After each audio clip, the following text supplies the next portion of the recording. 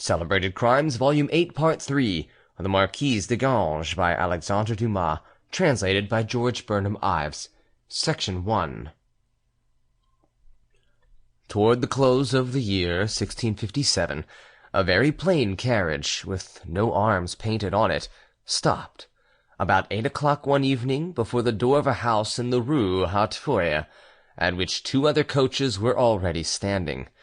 A lackey at once got down to open the carriage door, but a sweet, though rather tremulous voice stopped him, saying, "Oh, wait, while I see whether this is the place." Then a head, muffled so closely in a black satin mantle that no feature could be distinguished, was thrust from one of the carriage windows, and looking around, seemed to seek for some decisive sign on the house front. The unknown lady appeared to be satisfied by her inspection, for she turned back to her companion. "It is here," said she. "There is the sign." As a result of this certainty, the carriage door was opened.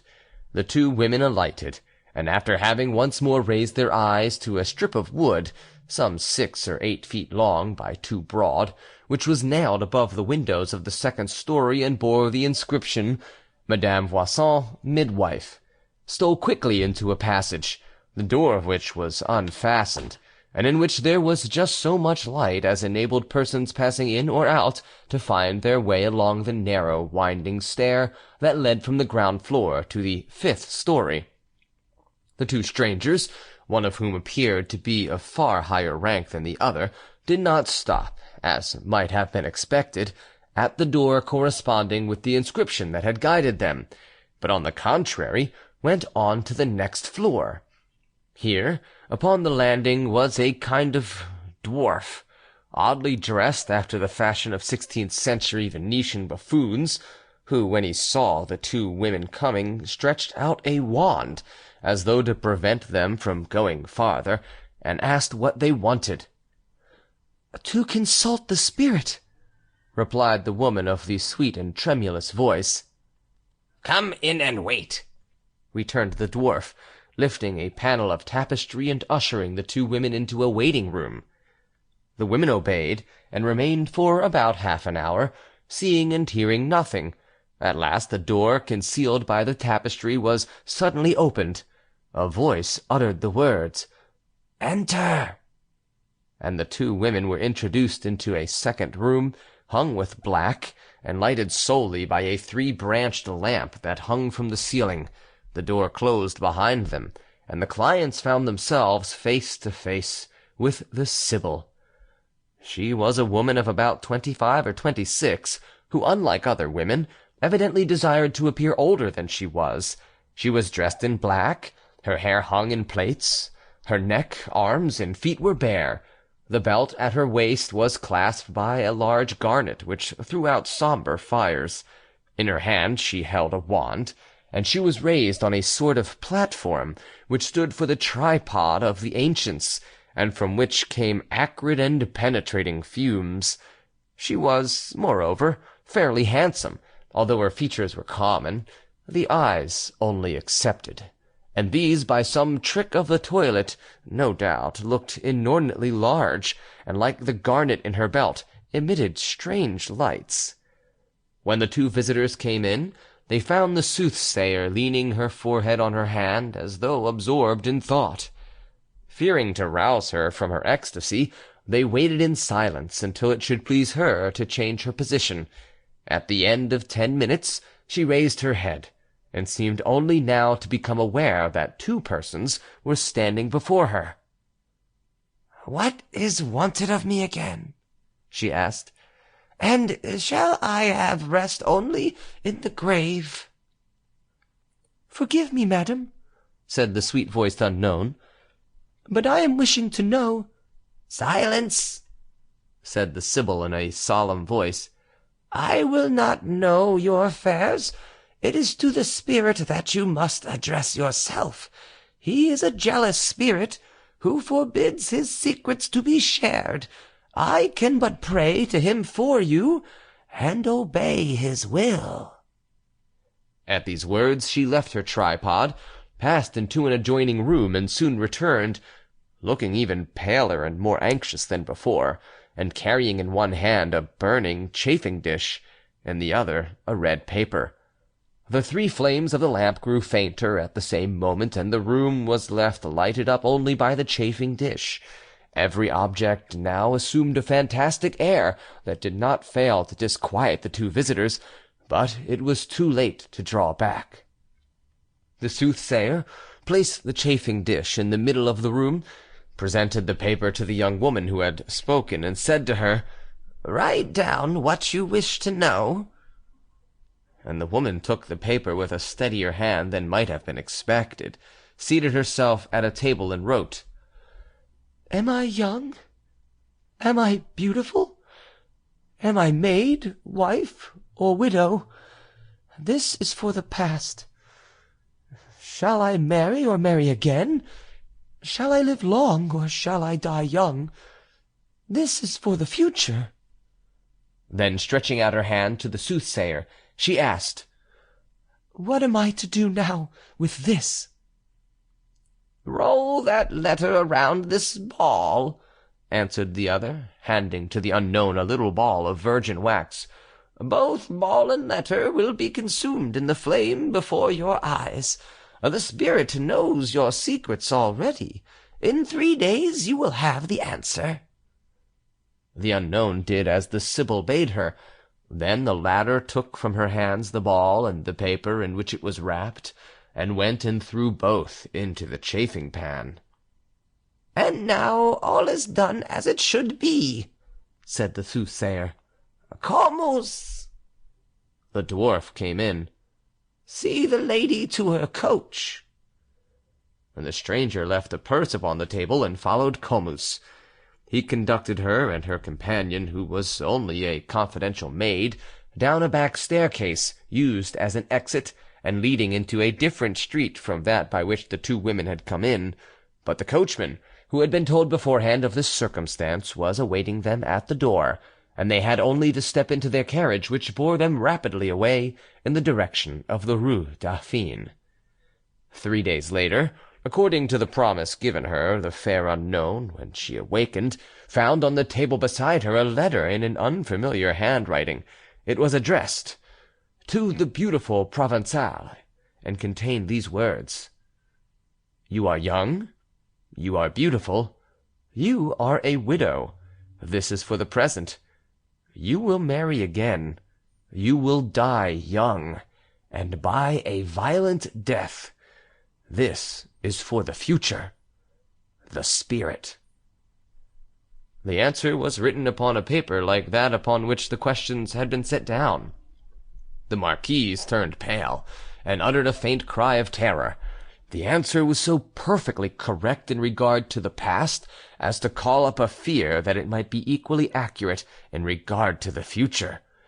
The truth is that the unknown lady wrapped in a mantle whom we have escorted into the modern Sibyl's cavern was no other than the beautiful Marie de Rasson, who, before her marriage, had borne the name of Mademoiselle de Chateaublanc, from that of an estate belonging to her maternal grandfather, Monsieur Joannis de Nocheres, who owned a fortune of 500,000 to 600,000 livres. At the age of 13, that is to say in 1649, she had married the Marquis de Castellane, a gentleman of very high birth, who claimed to be descended from John of Castile, the son of Pedro the Cruel, and from Juana de Castro, his mistress. Proud of his young wife's beauty, the Marquis de Castellane, who was an officer of the king's galley, had hastened to present her at court. Louis XIV, who at the time of her presentation was barely 20 years old, was struck by her enchanting face, and to the great despair of the famous beauties of the day, danced with her 3 times in one evening. Finally, as a crowning touch to her reputation, the famous Christina of Sweden, who was then at the French court, said of her that she had never, in any of the kingdoms through which she had passed, seen anything equal to the beautiful Provençale. This praise had been so well received that the name of the beautiful Provençale had clung to Madame de Castellane, and she was everywhere known by it. This favour of Louis XIV, and this summing up of Christina's, had been enough to bring the Marquise de Castellane instantly into fashion, and Mignard, who had just received a patent of nobility and been made painter to the king, put the seal to her celebrity by asking leave to paint her portrait. That portrait still exists, and gives a perfect notion of the beauty which it represents. But as the portrait is far from our readers' eyes, we will content ourselves by repeating in its own original words the one given in 1667 by the author of a pamphlet published at Rouen under the following title: True and Principal Circumstances of the Deplorable Death of Madame the Marquise de Ganges. Note: it is from this pamphlet, and from the account of the death of Madame the Marquise de Ganges, formerly Marquise de Castellane, that we have borrowed the principal circumstances of this tragic story. To these documents we must add, that we may not be constantly referring our readers to original sources, the celebrated trials by Guillaume de Pitaval, the life of Marie de Rasson, and the letters gallant of Madame Desnoyers. Her complexion, which was of a dazzling whiteness, was illumined by not too brilliant a red, and art itself could not have arranged more skilfully the gradations by which this red joined and merged into the whiteness of the complexion. The brilliance of her face was heightened by the decided blackness of her hair, growing, as though drawn by a painter of the finest taste, around a well-proportioned brow. Her large, well-opened eyes were of the same hue as her hair, and shone with a soft and piercing flame that rendered it impossible to gaze upon her steadily. The smallness, the shape, the turn of her mouth, and the beauty of her teeth were incomparable. The position and the regular proportion of her nose added to her beauty such an air of dignity as inspired a respect for her equal to the love that might be inspired by her beauty. The rounded contour of her face, produced by a becoming plumpness, exhibited all the vigour and freshness of health.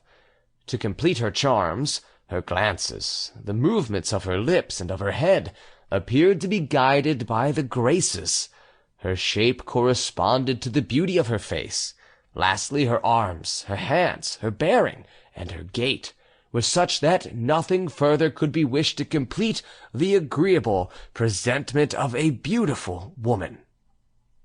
Note: all her contemporaries, indeed, are in agreement as to her marvellous beauty. Here is a second portrait of the marquise, delineated in a style and manner still more characteristic of that period. You will remember that she had a complexion smoother and finer than a mirror, that her whiteness was so well commingled with the lively blood as to produce an exact admixture never beheld elsewhere, and imparting to her countenance the tenderest animation. Her eyes and hair were blacker than jet. Her eyes, I say, of which the gaze could scarce, from their excess of lustre, be supported, which have been celebrated as a miracle of tenderness and sprightliness, which have given rise 1,000 times to the finest compliments of the day, and have been the torment of many a rash man. Must excuse me if I do not pause longer to praise them in a letter. How her mouth was the feature of her face which compelled the most critical to avow that they had seen none of equal perfection, and that, by its shape, its smallness, and its brilliance, it might furnish a pattern for all those others whose sweetness and charms had been so highly vaunted. Her nose conformed to the fair proportion of all her features. It was, that is to say, the finest in the world. The whole shape of her face was perfectly round, and of so charming a fullness that such an assemblage of beauties was never before seen together. The expression of this head was one of unparalleled sweetness, and of a majesty which she softened rather by disposition than by study.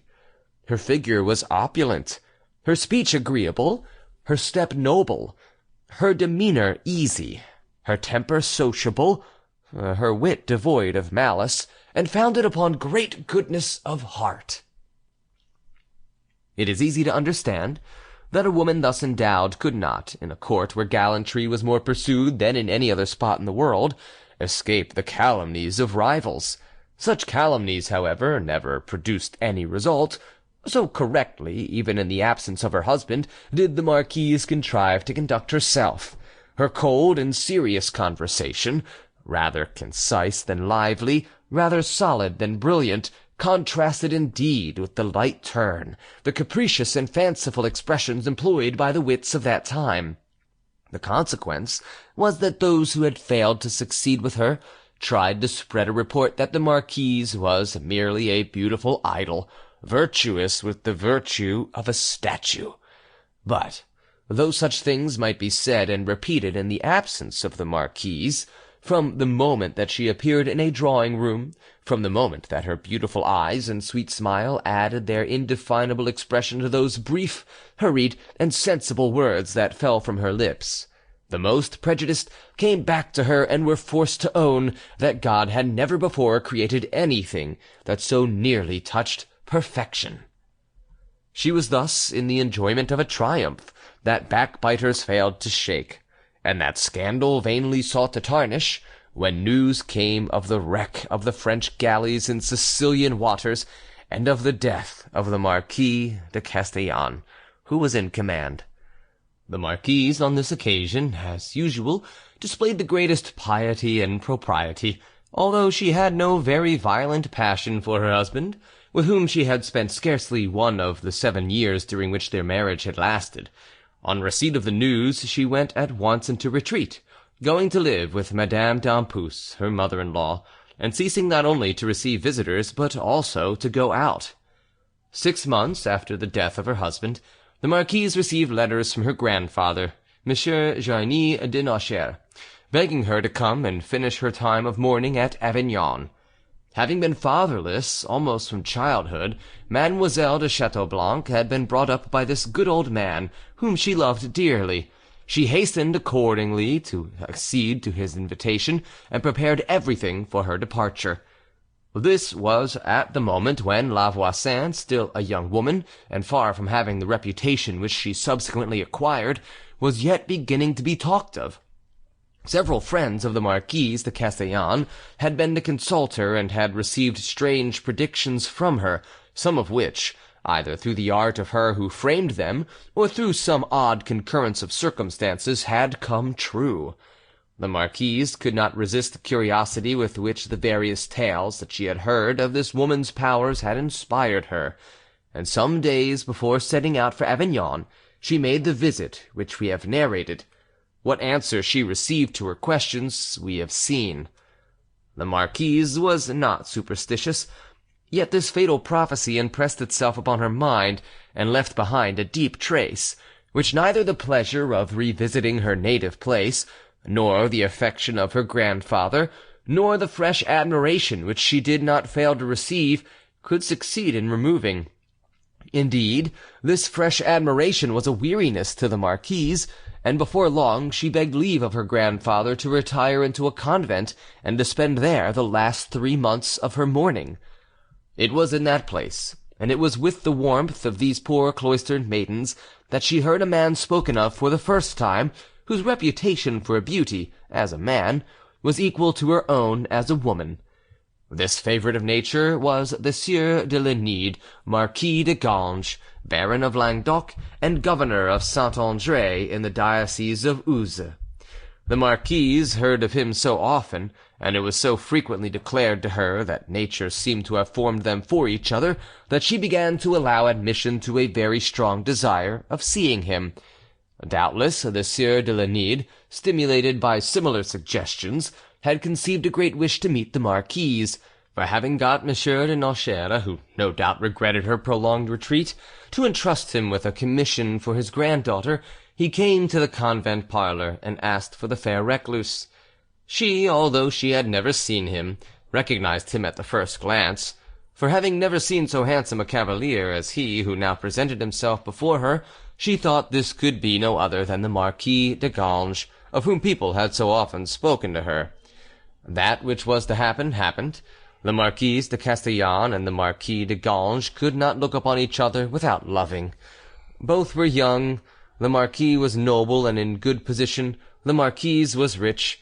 Everything in the match therefore seemed suitable, and indeed it was deferred only for the space of time necessary to complete the year of mourning, and the marriage was celebrated toward the beginning of the year 1558. The Marquis was 20 years of age, and the Marquise 22. The beginnings of this union were perfectly happy. The Marquis was in love for the first time, and the Marquise did not remember ever to have been in love. A son and a daughter came to complete their happiness. The Marquise had forgotten entirely the fatal prediction, or, if she occasionally thought of it now, it was to wonder that she could ever have believed in it.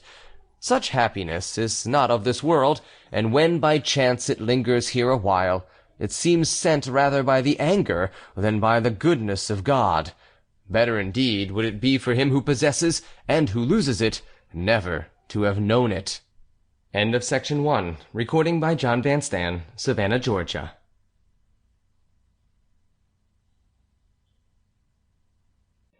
Section 2. The Marquis de Ganges was the first to weary of this happy life. Little by little he began to miss the pleasures of a young man. He began to draw away from the Marquise and to draw nearer to his former friends. On her part, the Marquise, who for the sake of wedded intimacy had sacrificed her habits of social life, threw herself into society, where new triumphs awaited her. These triumphs aroused the jealousy of the Marquis, but he was too much a man of his century to invite ridicule by any manifestation. He shut his jealousy into his soul, and it emerged in a different form on every different occasion. To words of love, so sweet that they seemed the speech of angels, succeeded those bitter and biting utterances that foretell approaching division. Before long, the Marquis and the Marquise only saw each other at hours when they could not avoid meeting. Then, on the pretext of necessary journeys, and presently without any pretext at all, the Marquis would go away for 3/4 of a year, and once more the Marquise found herself widowed. Whatever contemporary account one may consult, one finds them all agreeing to declare that she was always the same, that is to say, full of patience, calmness, and becoming behavior. It is rare to find such a unanimity of opinion about a young and beautiful woman. About this time, the Marquis, finding it unendurable to be alone with his wife during the short spaces of time which he spent at home, invited his 2 brothers, the Chevalier and the Abbé de Ganges, to come and live with him. He had a 3rd brother who, as the 2nd son, bore the title of Comte, and who was colonel of the Languedoc regiment. But as this gentleman played no part in this story, we shall not concern ourselves with him.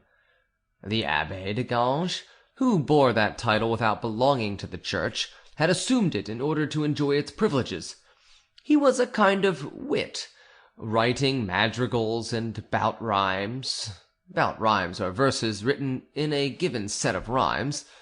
On occasion a handsome man enough, though in moments of impatience his eyes would take a strangely cruel expression, as dissolute and shameless to boot, as though he had really belonged to the clergy of the period.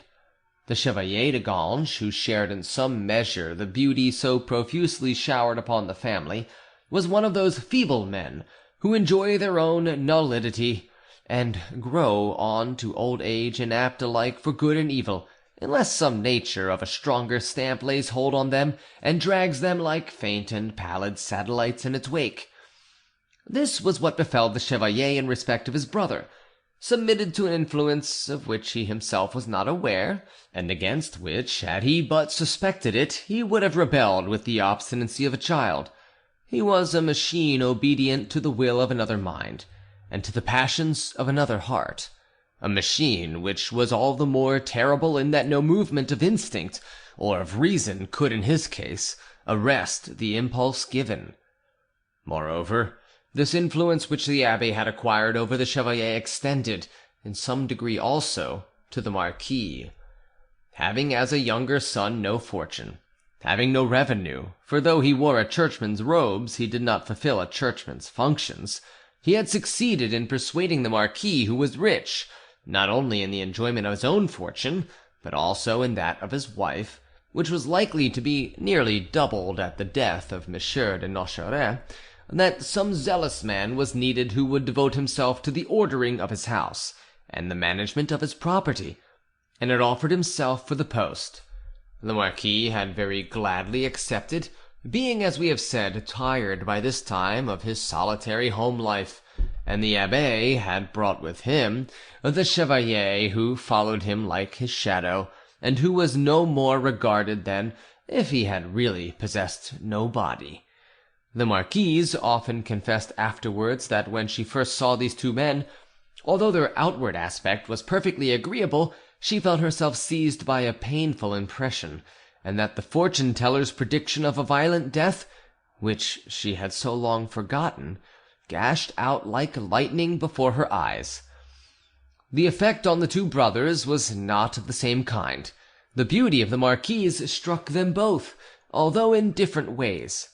The Chevalier was in ecstasies of admiration, as though before a beautiful statue, but the impression that she made upon him was that which would have been made by marble, and if the Chevalier had been left to himself, the consequences of this admiration would have been no less harmless.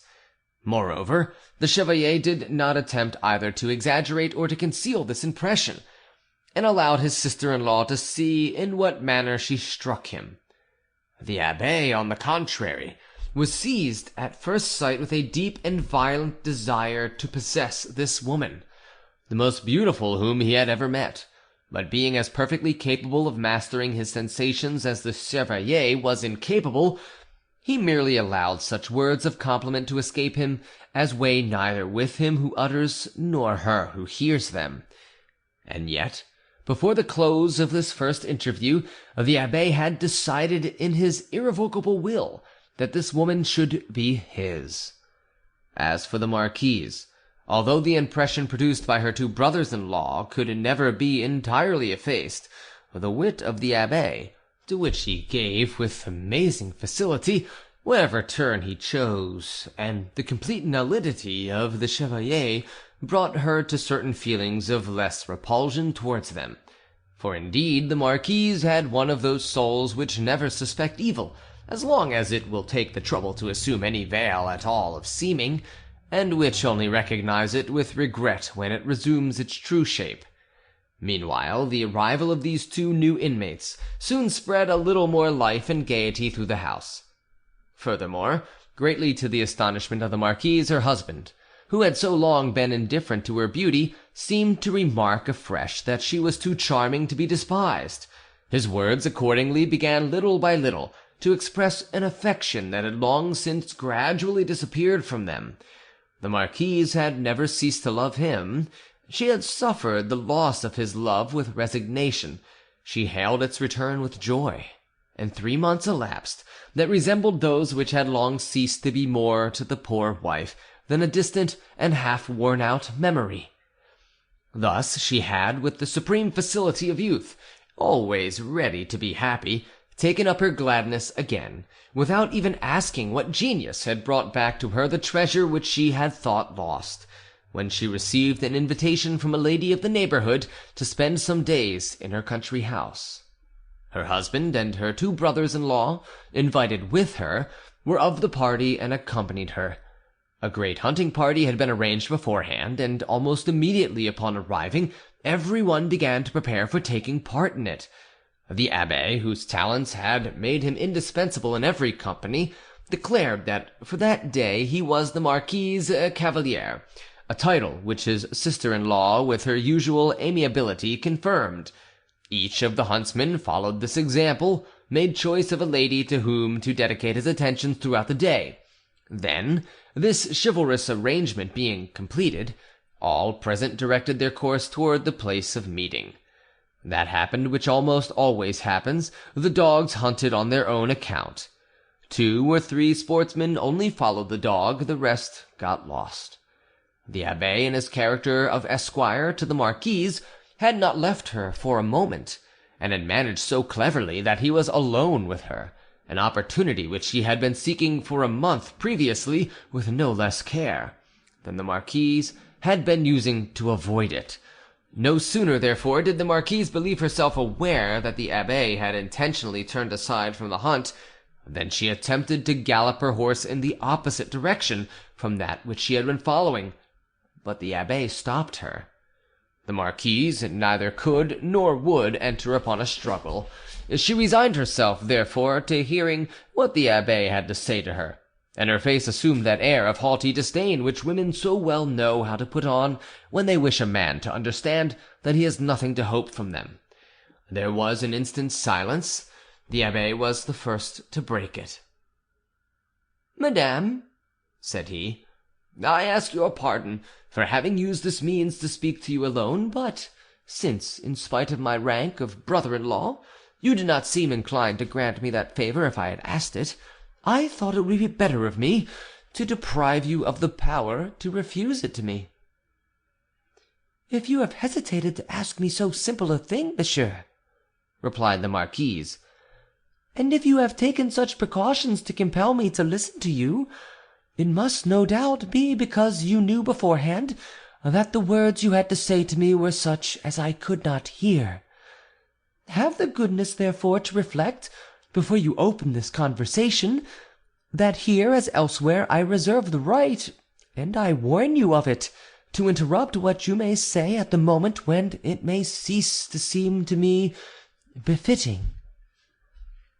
"As to that, madame," said the abbe, "I think I can answer for it that whatever it may please me to say to you, you will hear to the end, but indeed the matters are so simple that there is no need to make you uneasy beforehand. I wish to ask you, madame, whether you have perceived a change in the conduct of your husband towards you." "Yes, monsieur," replied the marquise, "and no single day has passed in which I have not thanked heaven for this happiness." "And you have been wrong, madame," returned the abbe, with one of those smiles that were peculiar to himself. "Heaven has nothing to do with it. Thank heaven for having made you the most beautiful and charming of women, and that will be enough thanksgiving without despoiling me of such as belong to my share." "I do not understand you, monsieur," said the marquise in an icy tone. "Well, I will make myself comprehensible, my dear sister-in-law. I am the worker of the miracle for which you are thanking heaven. To me, therefore, belongs your gratitude. Heaven is rich enough not to rob the poor." "You are right, monsieur. If it is really to you that I owe this return, the cause of which I did not know, I will thank you in the first place, and then afterwards I will thank heaven for having inspired you with this good thought." "Yes," answered the abbe, "but heaven, which has inspired me with a good thought, may equally well inspire me with a bad one, if the good thought does not bring me what I expect from it." "What do you mean, monsieur?" "That there has never been more than one will in the family, and that will is mine. That the minds of my two brothers turn according to the fancy of that will, like weathercocks before the wind, and that he who has blown hot can blow cold." "I am still waiting for you to explain yourself, monsieur." "Well, then, my dear sister-in-law, since you are pleased not to understand me, I will explain myself more clearly. My brother turned from you through jealousy. I wish to give you an idea of my power over him, and from extreme indifference I have brought him back, by showing him that he suspected you wrongly, to the ardours of the warmest love. Well, I need only tell him that I was mistaken, and fix his wandering suspicions upon any man whatever, and I shall take him away from you, even as I have brought him back. I need give you no proof of what I say. You know perfectly well that I am speaking the truth." "And what object had you in acting this part?" "To prove to you, madame, that at my will I can cause you to be sad or joyful, cherished or neglected, adored, or hated. Madame, listen to me. I love you." "You insult me, monsieur!" cried the marquise, trying to withdraw the bridle of her horse from the abbe's hands. "No fine words, my dear sister-in-law, for with me, I warn you, they will be lost. To tell a woman one loves her is never an insult, only there are 1,000 different ways of obliging her to respond to that love. The error is to make a mistake in the way that one employs. That is the whole of the matter." "And may I inquire which you have chosen?" asked the marquise, with a crushing smile of contempt. "The only one that could succeed with a calm, cold, strong woman like you. The conviction that your interest requires you to respond to my love." "Since you profess to know me so well," answered the marquise with another effort, as unsuccessful as the former, to free the bridle of her horse, "you should know how a woman like me would receive such an overture. Say to yourself what I might say to you, and above all, what I might say to my husband." The abbe smiled. "Oh, as to that," he returned, "you can do as you please, madame. Tell your husband whatever you choose. Repeat our conversation word for word. Add whatever your memory may furnish, true or false, that may be most convincing against me. Then, when you have thoroughly given him his cue, when you think yourself sure of him, I will say 2 words to him and turn him inside out like this glove. That is what I had to say to you, madame. I will not detain you longer. You may have in me a devoted friend or a mortal enemy. Reflect." At these words the abbe loosed his hold upon the bridle of the marquis's horse, and left her free to guide it as she would. The marquise put her beast to a trot, so as to show neither fear nor haste. The abbe followed her, and both rejoined the hunt. The abbe had spoken truly. The marquise, notwithstanding the threat which she had made, reflected upon the influence which this man had over her husband, and of which he had often had proof, and she kept silence, therefore, and hoped that he had made himself seem worse than he was, to frighten her. On this point she was strangely mistaken. The abbe, however, wished to see in the first place whether the marquise's refusal was due to personal antipathy or to real virtue. The chevalier, as has been said, was handsome.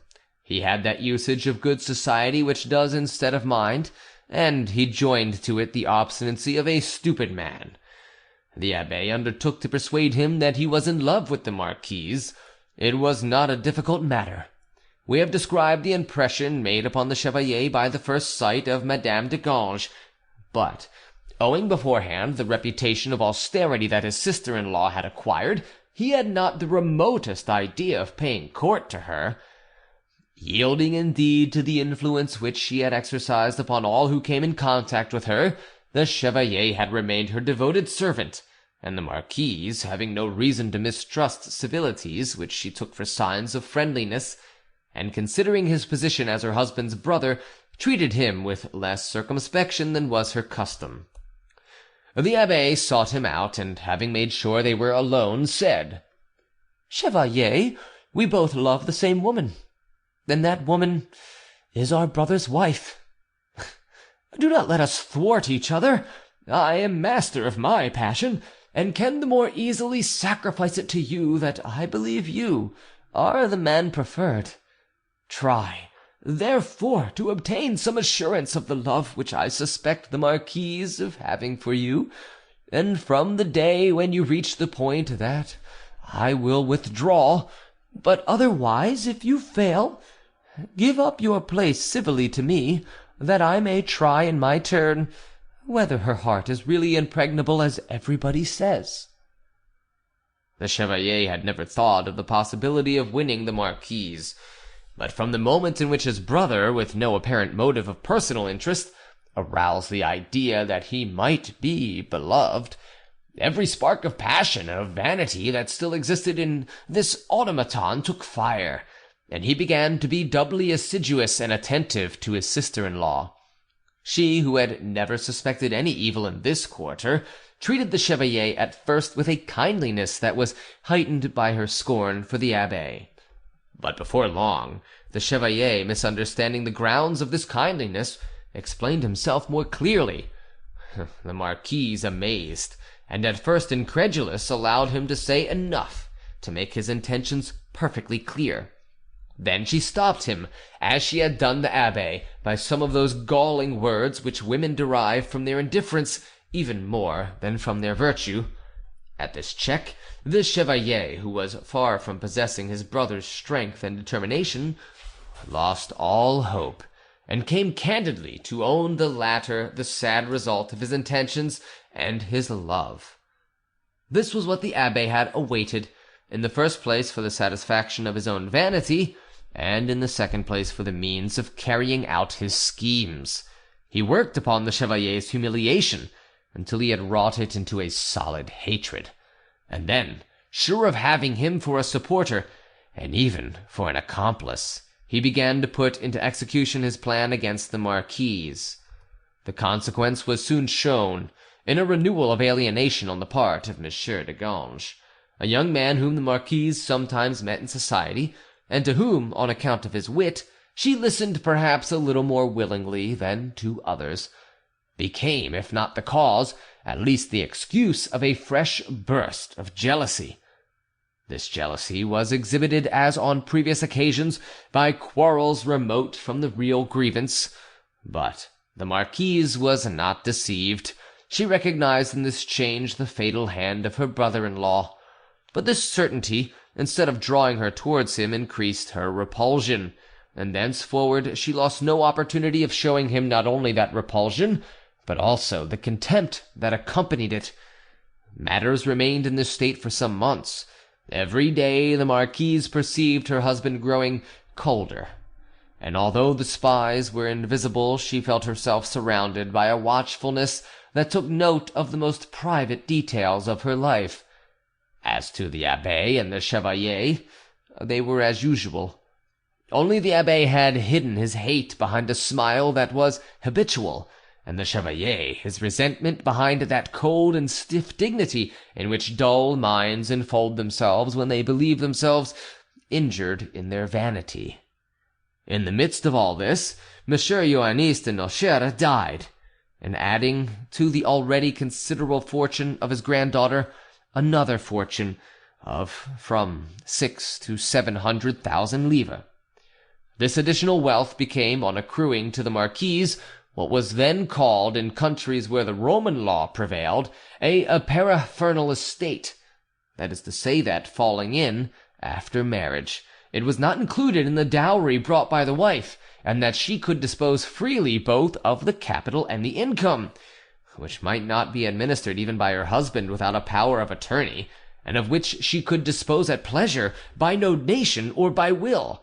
And in fact, a few days after the marquise had entered into possession of her grandfather's estate, her husband and his brothers learned that she had sent for a notary in order to be instructed as to her rights.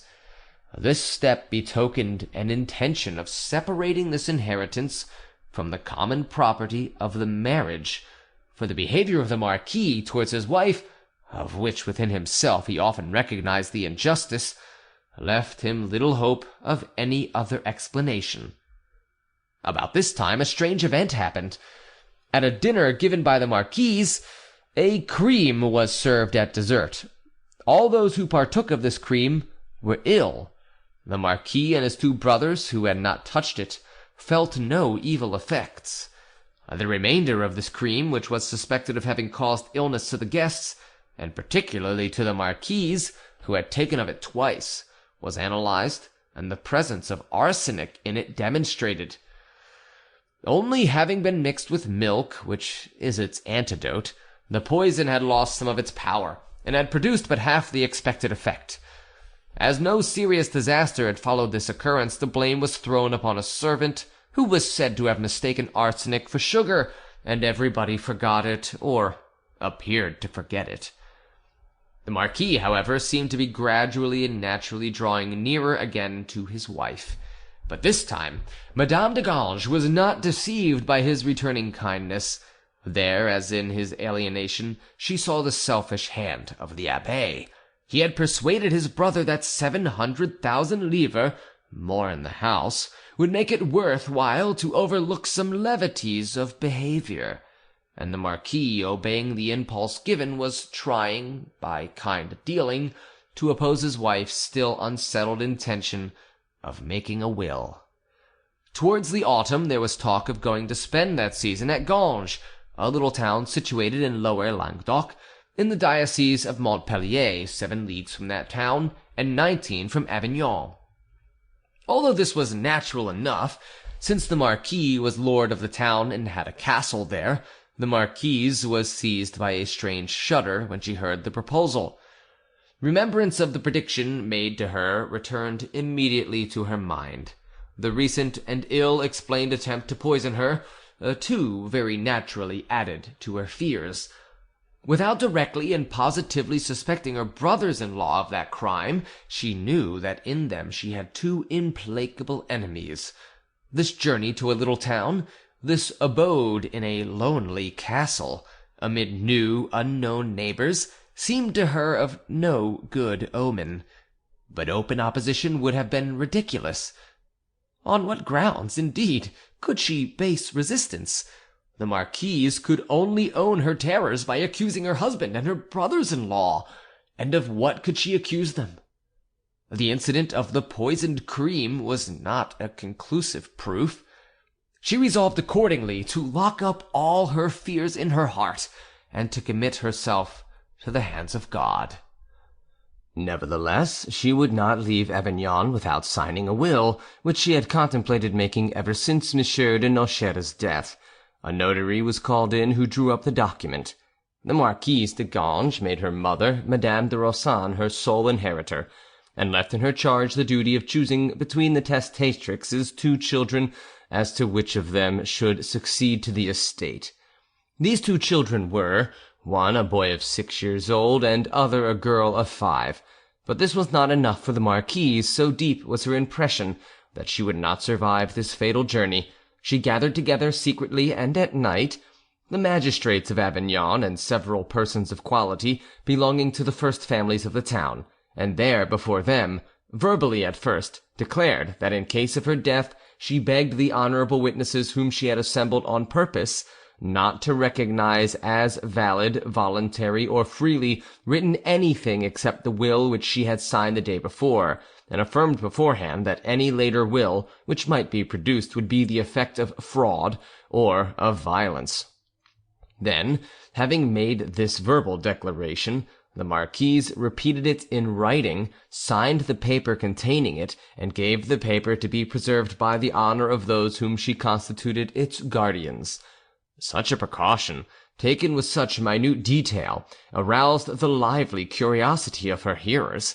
Many pressing questions were put to the Marquise, but nothing could be extracted from her except that she had reasons for her action which she could not declare. The cause of this assemblage remained a secret, and every person who formed part of it promised the Marquise not to reveal it. On the next day, which was that preceding her departure for Ganges, the Marquise visited all the charitable institutions and religious communities in Avignon. She left liberal alms everywhere, with the request that prayers and masses should be said for her, in order to obtain from God's grace that she should not be suffered to die without receiving the sacraments of the Church. In the evening she took leave of all her friends with the affection and the tears of a person convinced that she was bidding them a last farewell, and finally she spent the whole night in prayer, and the maid who came to wake her found her kneeling in the same spot where she had left her the night before. End of section 2. Recording by jvanstan, Savannah, Georgia.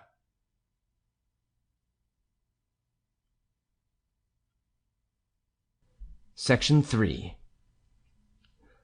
The family set out for Ganges. The journey was performed without accident. On reaching the castle, the Marquise found her mother-in-law there. She was a woman of remarkable distinction and piety, and her presence, although it was to be but temporary, reassured the poor fearful marquise a little. Arrangements had been made beforehand at the old castle, and the most convenient and elegant of the rooms had been assigned to the marquise. It was on the first floor, and looked out upon a courtyard shut in from all sides by staples. On the first evening that she was to sleep here, the marquise explored the room with the greatest attention. She inspected the cupboards, sounded the walls, examined the tapestry, and found nothing anywhere that could confirm her terrors, which, indeed, from that time began to decrease. At the end of a certain time, however, the marquise' mother left Ganges to return to Montpellier. 2 days after her departure, the marquis talked of important business which required him to go back to Avignon, and he too left the castle. The marquise thus remained alone with the abbe, the chevalier, and a chaplain named Perrette, who had been attached for 25 years to the family of the marquis. The rest of the household consisted of a few servants. The marquise's first care, on arriving at the castle, had been to collect a little society for herself in the town. This was easy. Not only did her rank make it an honour to belong to her circle, her kindly graciousness also inspired at first sight the desire of having her for a friend. The marquise thus endured less dullness than she had at first feared. This precaution was by no means uncalled for. Instead of spending only the autumn at Ganges, the marquise was obliged, in consequence of letters from her husband, to spend the winter there. During the whole of this time the abbe and the chevalier seemed to have completely forgotten their original designs upon her, and had again resumed the conduct of respectful, attentive brothers. But with all this, M. de Ganges remained estranged, and the marquise, who had not ceased to love him, though she began to lose her fear, did not lose her grief. One day the abbe entered her room suddenly enough to surprise her before she had time to dry her tears. The secret being thus half surprised, he easily obtained a knowledge of the whole. The marquise owned to him that happiness in this world was impossible for her so long as her husband led this separate and hostile life. The abbe tried to console her, but amid his consolations he told her that the grief which she was suffering had its source in herself, that her husband was naturally wounded by her distrust of him, a distrust of which the will, executed by her, was a proof, all the more humiliating because public, and that, while that will existed, she could expect no advances toward reconciliation from her husband. For that time the conversation ended there. Some days later, the abbe came into the marquis's room with a letter which he had just received from his brother. This letter, supposed confidential, was filled with tender complaints of his wife's conduct towards him, and showed, through every sentence, a depth of affection which only wrongs as serious as those from which the marquis considered himself to be feeling could counterbalance.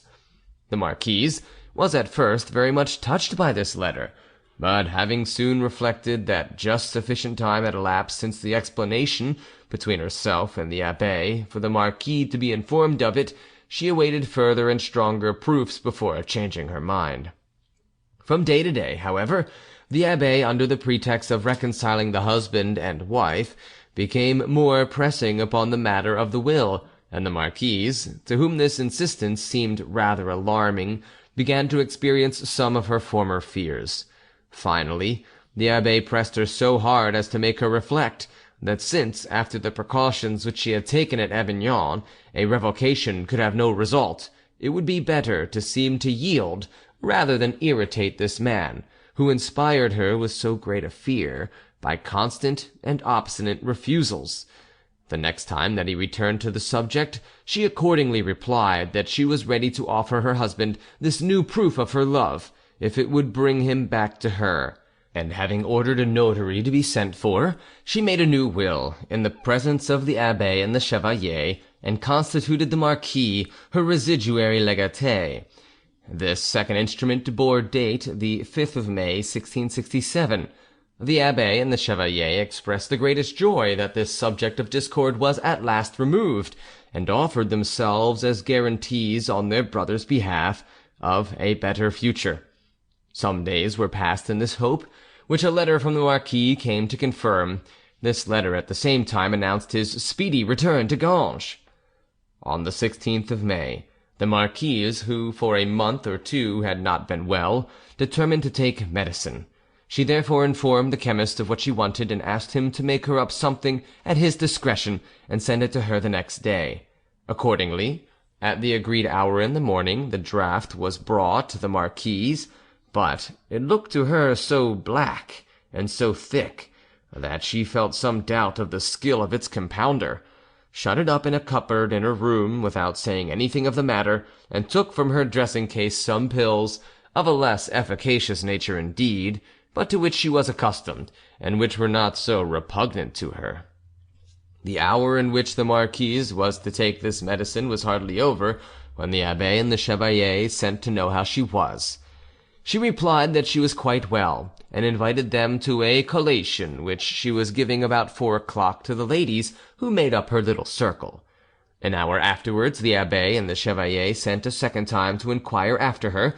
The Marquise, without paying particular attention to this excessive civility, which she remembered afterwards, sent word as before that she was perfectly well. The Marquise had remained in bed to do the honours of her little feast, and never had she felt more cheerful. At the hour named, all her guests arrived. The Abbé and the Chevalier were ushered in, and the meal was served. Neither one nor the other would share it. The Abbé indeed sat down to table, but the Chevalier remained leaning on the foot of the bed. The Abbé appeared anxious, and only roused himself with a start from his absorption. Then he seemed to drive away some dominant idea, but soon the idea, stronger than his will, plunged him again into a reverie, a state which struck everyone the more particularly because it was far from his usual temper. As the Chevalier, his eyes were fixed constantly upon his sister-in-law, but in this there was not, as in his brother's behaviour, anything surprising, since the Marquise had never looked so beautiful. The meal over, the company took leave. The Abbé escorted the ladies downstairs. The Chevalier remained with the Marquise, but hardly had the Abbé left the room when Madame de Ganges saw the Chevalier turn pale and drop in a sitting position. He had been standing on the foot of the bed. The Marquise, uneasy, asked what was the matter, but before he could reply, her attention was called to another quarter. The Abbé, as pale and as disturbed as the Chevalier, came back into the room, carrying in his hands a glass and a pistol, and double-locked the door behind him. Terrified at this spectacle, the Marquise half raised herself in her bed, gazing voiceless and wordless.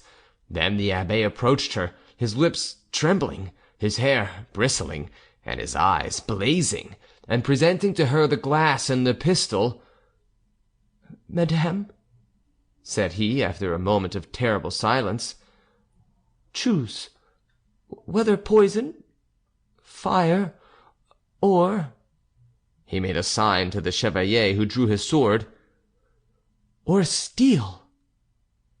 The Marquise had one moment's hope. At the motion which she saw the Chevalier make, she thought he was coming to her assistance, but being soon undeceived, and finding herself between two men, both threatening her, she slipped from her bed and fell on her knees. "What have I done?" she cried. "Oh, my God, that you should thus decree my death, and after having made yourselves judges, should make yourselves executioners. I am guilty of no fault towards you except of having been too faithful in my duty to my husband, who is your brother." Then, seeing that it was vain to continue imploring the Abbé, whose looks and gestures spoke a mind made up, she turned toward the Chevalier. "And you too, brother," said she. "Oh, God, God, you too! Oh, have pity on me, in the name of heaven!" But he, stamping his foot, and pressing the point of his sword to her bosom, answered, "Enough, madam, enough! Take your choice without delay, for if you do not take it, we will take it for you." The Marquise turned once again to the Abbé, and her forehead struck the muzzle of the pistol. Then she saw that she must die indeed, and choosing of the three forms of death that which seemed to her the least terrible, "Give me the poison, then," said she, "and may God forgive you my death."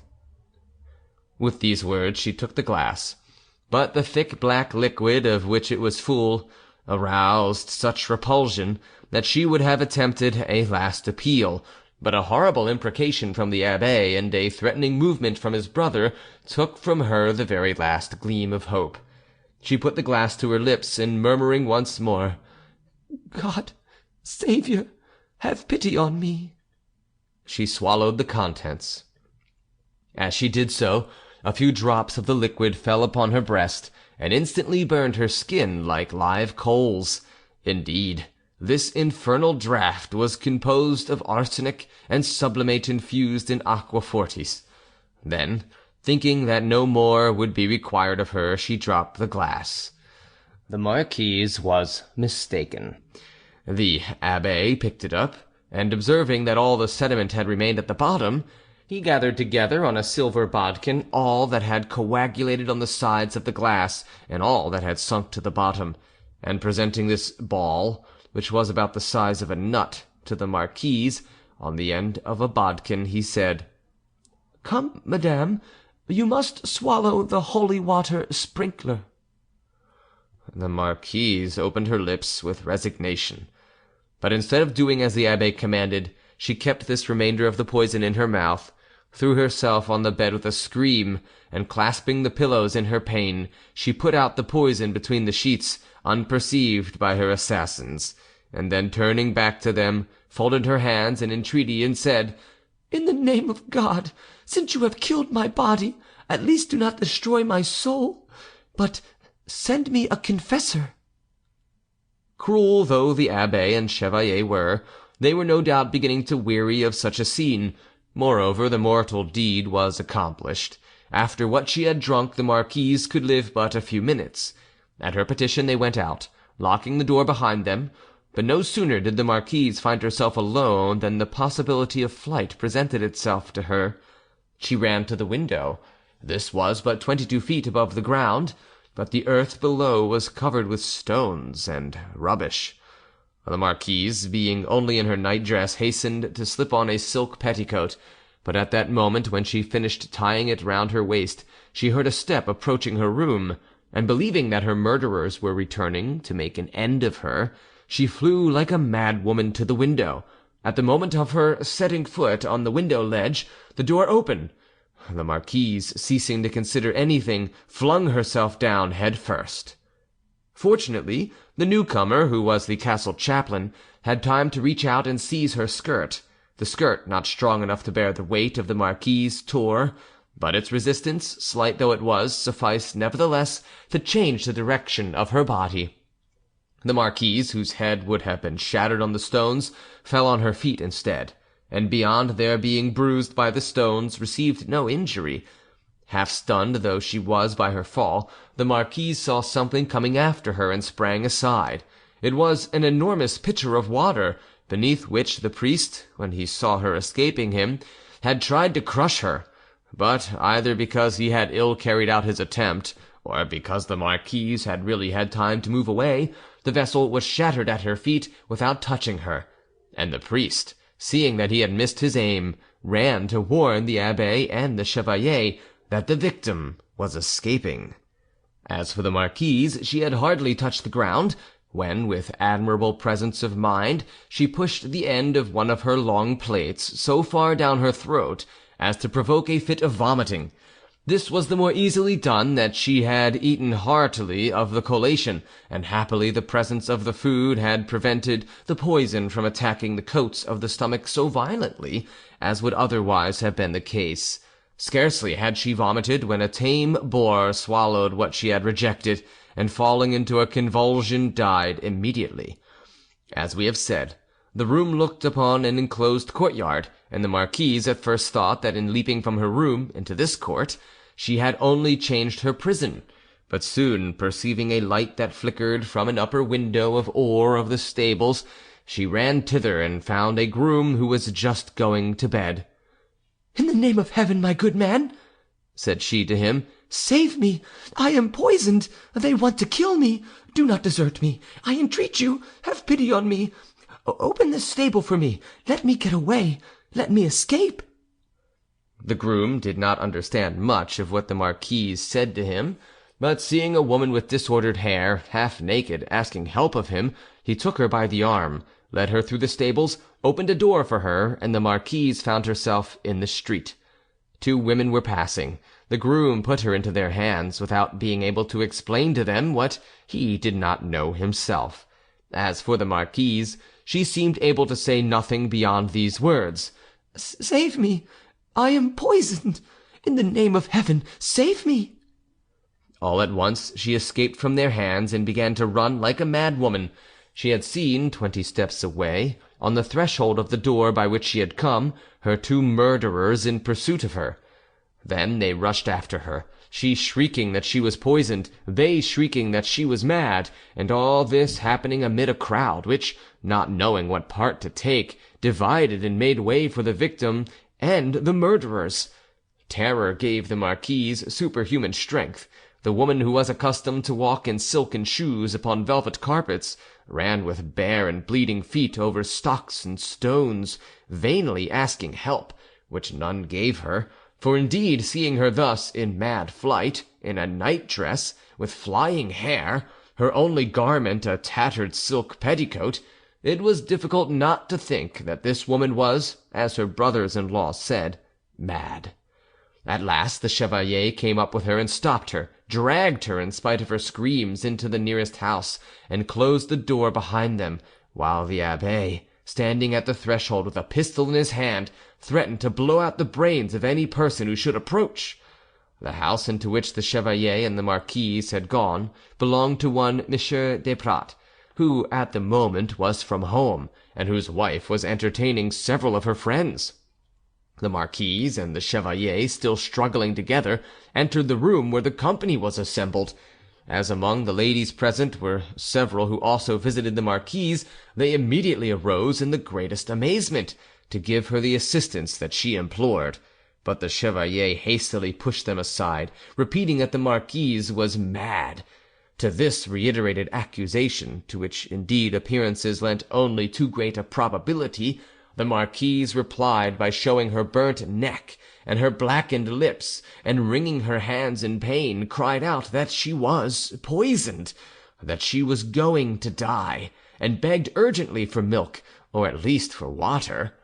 Then the wife of a Protestant minister, whose name was Madame Brunel, slipped into her hand a box of orvietan, some pieces of which she hastened to swallow, while another lady gave her a glass of water. But at the instant when she was lifting it to her mouth, the chevalier broke it between her teeth, and one of the pieces of glass cut her lips. At this, all the women would have flung themselves upon the chevalier, but the marquise, fearing that he would only become more enraged, and hoping to disarm him, asked on the contrary that she might be left alone with him. All the company, yielding to her desire, passed into the next room. This was what the chevalier, on his part, too, asked. Scarcely were they alone, when the marquise, joining her hands, knelt to him and said in the gentlest and most appealing voice that it was possible to use, "Chevalier, my dear brother, will you not have pity upon me, who have always had so much affection for you, and who, even now, would give my blood for your service? You know that the things I am saying are not merely empty words, and yet how is it that you are treating me, though I have not deserved it? And what will everyone say to such dealings? Ah, brother, what a great unhappiness is mine to have been so cruelly treated by you! And yet, yes, brother, if you will deign to have pity on me and to save my life, I swear by my hope of heaven to keep no remembrance of what has happened, and to consider you always as my protector and my friend." All at once the marquise rose with a great cry, and clasped her hand to her right side. While she was speaking, and before she perceived what he was doing, the chevalier had drawn his sword, which was very short, and using it as a dagger, had struck her in the breast. This first blow was followed by a second, which came in contact with the shoulder blade, and so was prevented from going further. At these 2 blows, the marquise rushed towards the door of the room into which the ladies had retired, crying, "Help! He is killing me!" But during the time that she took to cross the room, the chevalier stabbed her 5 times in the back with his sword, and would no doubt have done more if at the last blow his sword had not broken. Indeed, he had struck with such force that the fragment remained embedded in her shoulder, and the marquise fell forward on the floor in a pool of her blood, which was flowing all round her and spreading through the room. The chevalier thought he had killed her, and hearing the women running to her assistance, he rushed from the room. The abbe was still at the door, pistol in hand. The chevalier took him by the arm to drag him away, and as the abbe hesitated to follow, he said, "Let us go, abbe. The business is done." The chevalier and the abbe had taken a few steps in the street, when a window opened, and the women who had found the marquise expiring called out for help. At these cries the abbe stopped short, and holding back the chevalier by the arm, demanded, "What was it you said, chevalier?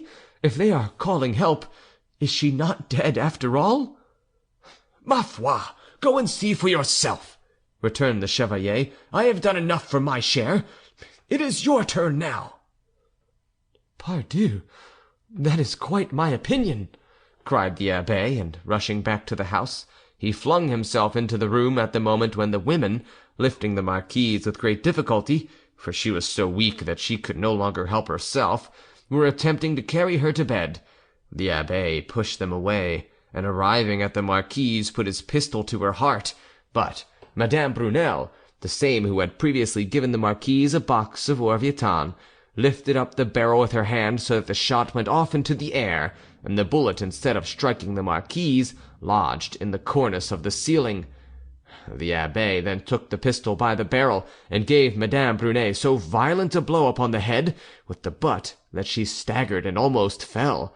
He was about to strike her again, but all the women uniting against him pushed him, with thousands of maledictions, out of the room, and locked the door behind him. The 2 assassins, taking advantage of the darkness, fled from Ganges and reached Aubenas, which is a full league away, about 10 in the evening.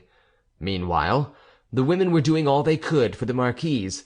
Their first intention, as we have already said, was to put her to bed, but the broken sword blade made her unable to lie down, and they tried in vain to pull it out, so deeply had it entered the bone.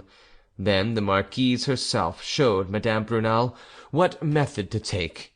The operating lady was to sit on the bed, and while the others helped to hold up the marquise, was to seize the blade with both hands, and pressing her, knees against the patient's back, to pull violently and with a great jerk. This plan at last succeeded, and the marquise was able to get to bed. It was 9 in the evening, and this horrible tragedy had been going on for nearly 3 hours. The magistrates of Ganges, being informed of what had happened, and beginning to believe that it was really a case of murder, came in person with a guard to the marquise. As soon as she saw them come in, she recovered strength, and raising herself in bed, so great was her fear, clasped her hands and besought their protection, for she always expected to see one or the other of her murderers return. The magistrates told her to reassure herself, set armed men to guard all the approaches to the house, and while physicians and surgeons were summoned in hot haste from Montpellier, they on their part sent word to the Baron de Trissan, provost of Languedoc, of the crime that had just been committed, and gave him the names and description of the murderers. That official at once sent people after them, but it was already too late. He learned that the abbe and the chevalier had slept at Aubenas on the night of the murder, that there they had reproached each other for their unskilfulness, and had come near cutting each other's throats, that finally they had departed before daylight, and had taken a boat near Agde, from a beach called the Gras de Palaval. The Marquis de Ganges was at Avignon, where he was prosecuting a servant of his who had robbed him of 200 crowns, when he heard news of the event. He turned horribly pale as he listened to the messenger's story, Then, falling into a violent fury against his brothers, he swore that they should have no executioners other than himself. Nevertheless, though he was so uneasy about the marquise's condition, he waited until the next day in the afternoon before setting forth, and during the interval he saw some of his friends at Avignon without saying anything to them of the matter. He did not reach Ganges until 4 days after the murder. Then he went to the house of Monsieur Desprats, and asked to see his wife, whom some kind priests had already prepared for the meeting, and the marquise, as soon as she heard of his arrival, consented to receive him. The marquis immediately entered the room, with eyes full of tears, tearing his hair, and giving every token of the deepest despair. The marquise received her husband like a forgiving wife and a dying Christian. She scarcely even uttered some slight reproaches about the manner in which he had deserted her. Moreover, the marquis having complained to a monk of these reproaches, and the monk having reported his complaints to the marquise, she called her husband to her bedside, at a moment when she was surrounded by people, and made him a public apology, begging him to attribute the words that seemed to have wounded him to the effect of her sufferings, and not to any failure in her regard for him. The marquis, left alone with his wife, tried to take advantage of this reconciliation to induce her to annul the declaration that she had made before the magistrates of Avignon, for the vice-legate and his officers, faithful to the promises made to the marquise, had refused to register the fresh donation which she had made at Ganges, according to the suggestions of the abbé, and which the latter had sent off, the very moment it was signed, to his brother. But on this point the marquise was immovably resolute, declaring that this fortune was reserved for her children, and therefore sacred to her, and that she could make no alteration in what had been done at Avignon, since it represented her genuine and final wishes. Notwithstanding this declaration, the marquis did not cease to remain beside his wife and to bestow upon her every care possible to a devoted and attentive husband. 2 days later than the Marquise de Ganges arrived, Madame de Rossan, great was her amazement, after all the rumours that were already in circulation about the marquis, at finding her daughter in the hands of him whom she regarded as one of her murderers. But the marquise, far from sharing that opinion, did all she could not only to make her mother feel differently, but even to induce her to embrace the marquis as a son. This blindness on the part of the marquise caused Madame de Rossan so much grief that, notwithstanding her profound affection for her daughter, she would only stay 2 days, and in spite of the entreaties that the dying woman made to her, she returned home, not allowing anything to stop her. This departure was a great grief to the marquise, and was the reason why she begged with renewed entreaties to be taken to Montpellier. The very sight of the place where she had been so cruelly tortured continually brought before her not only the remembrance of the murder, but the image of the murderers, who in her brief moments of sleep so haunted her that she sometimes awoke suddenly, uttering shrieks and calling for help. Unfortunately, the physician considered her too weak to bear removal, and declared that no change of place could be made without extreme danger. Then, when she heard this verdict, which had to be repeated to her, and which her bright and lively complexion and brilliant eyes seemed to contradict, the marquise turned all her thoughts toward holy things, and thought only of dying like a saint after having already suffered like a martyr. She consequently asked to receive the last sacrament, and while it was being sent for, she repeated her apologies to her husband and her forgiveness of his brothers, and this with a gentleness that, joined to her beauty, made her whole personality appear angelic. When, however, the priest bearing the viaticum entered, this expression suddenly changed, and her face presented every token of the greatest terror. She had just recognized in the priest who was bringing her the last consolations of heaven the infamous Perrette, whom she could not but regard as an accomplice of the abbé and the chevalier, since after having tried to hold her back, he had attempted to crush her beneath the pitcher of water which he had thrown at her from the window, and since, when he saw her escaping, he had run to warn her assassins and to set them on her track. She recovered herself quickly, however, and seeing that the priest, without any sign of remorse, was drawing near to her bedside, she would not cause so great a scandal as would have been caused by denouncing him at such a moment. Nevertheless, Bending towards him, she said, "Father, I hope that remembering what has passed, and in order to dispel fears that I may justifiably entertain, you will make no difficulty of partaking with me of the consecrated wafer, for I have sometimes heard it said that the body of our Lord Jesus Christ, while remaining a token of salvation, has been known to be made a principle of death." The priest inclined his head as a sign of assent. So the marquise communicated thus, taking a sacrament that she shared with one of her murderers as an evidence that she forgave this one like the others, and that she prayed God to forgive them as she herself did. End of section 3. Recording by jvanstan, Savannah, Georgia.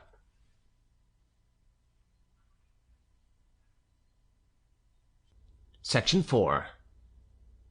The following days passed without any apparent increase in her illness, the fever by which she was consumed rather enhancing her beauties, and imparting to her voice and gestures a vivacity which they had never had before. Thus everybody had begun to recover hope, except herself, who, feeling better than anyone else what was her true condition, never for a moment allowed herself any illusion, and keeping her son, who was 7 years old, constantly beside her bed, bade him again and again look well at her, so that, young as he was, he might remember her all his life, and never forget her in his prayers. The poor child would burst into tears, and promise not only to remember her, but also to avenge her when he was a man. At these words the marquise gently reproved him, telling him that all vengeance belonged to the king and to God, and that all cares of the kind must be left to those two great rulers of heaven and of earth.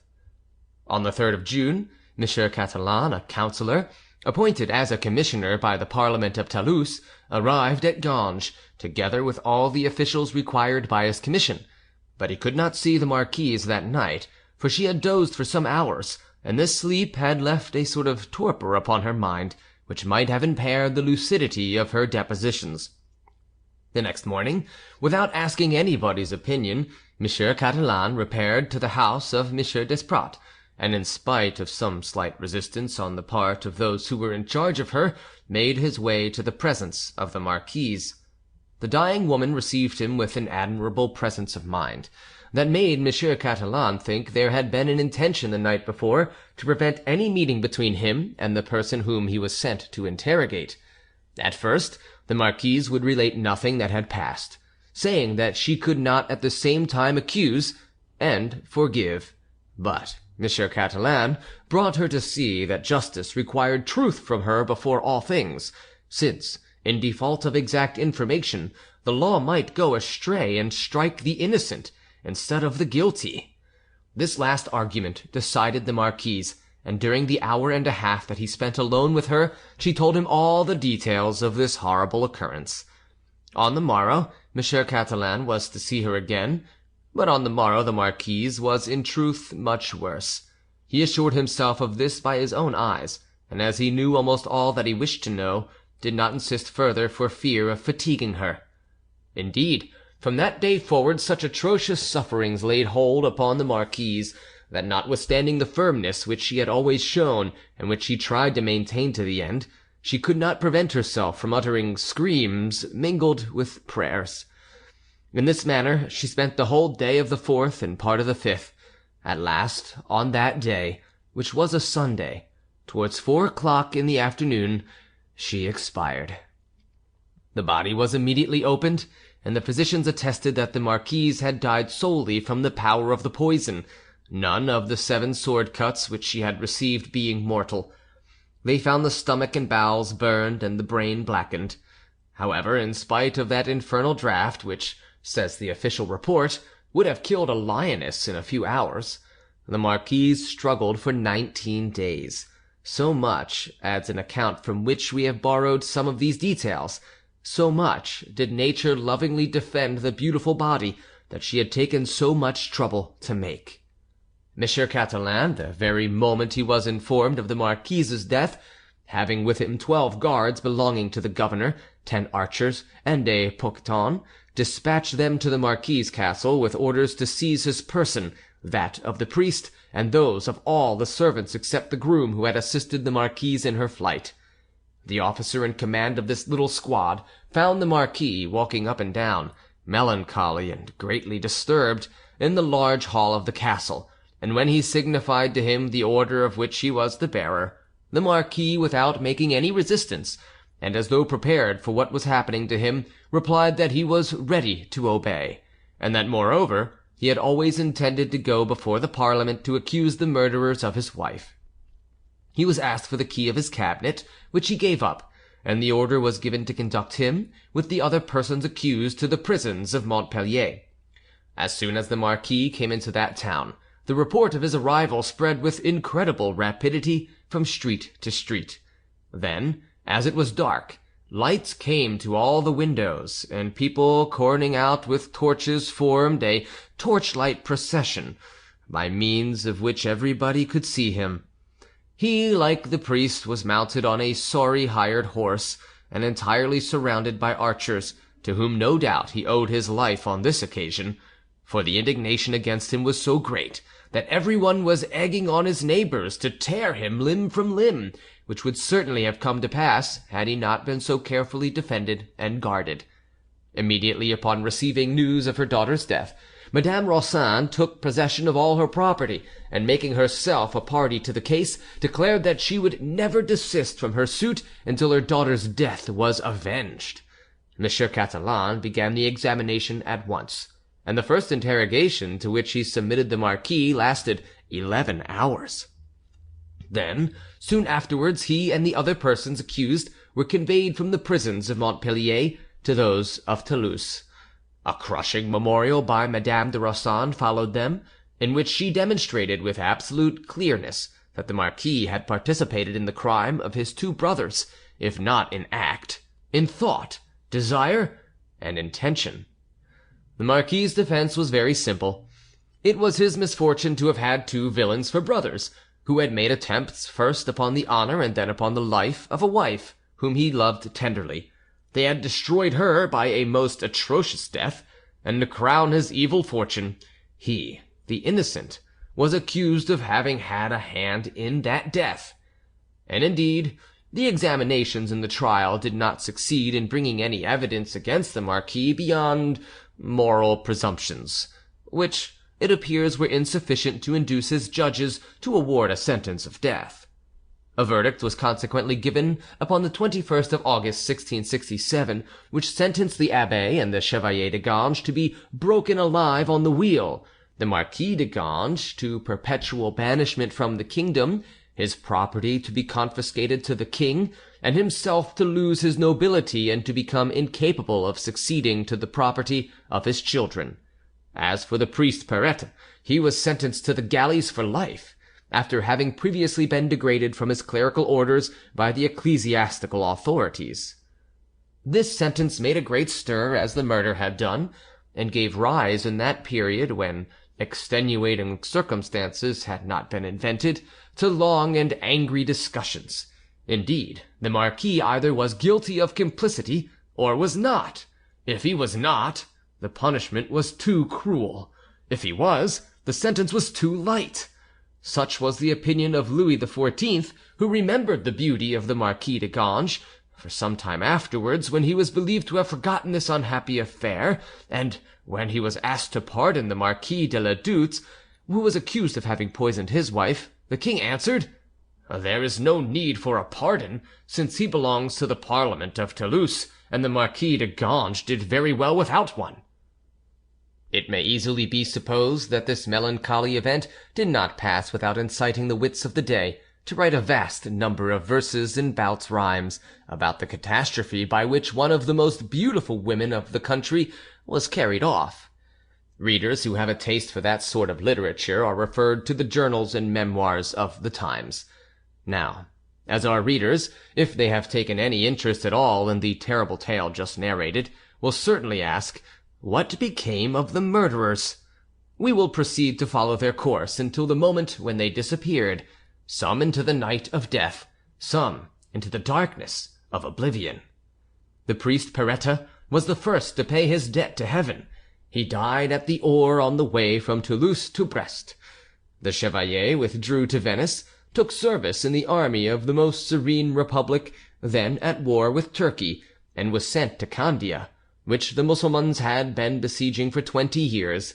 He had scarcely arrived there when, as he was walking on the ramparts of the town with 2 other officers, a shell burst at their feet, and a fragment of it killed the Chevalier without so much as touching his companions, so that the event was regarded as a direct act of Providence.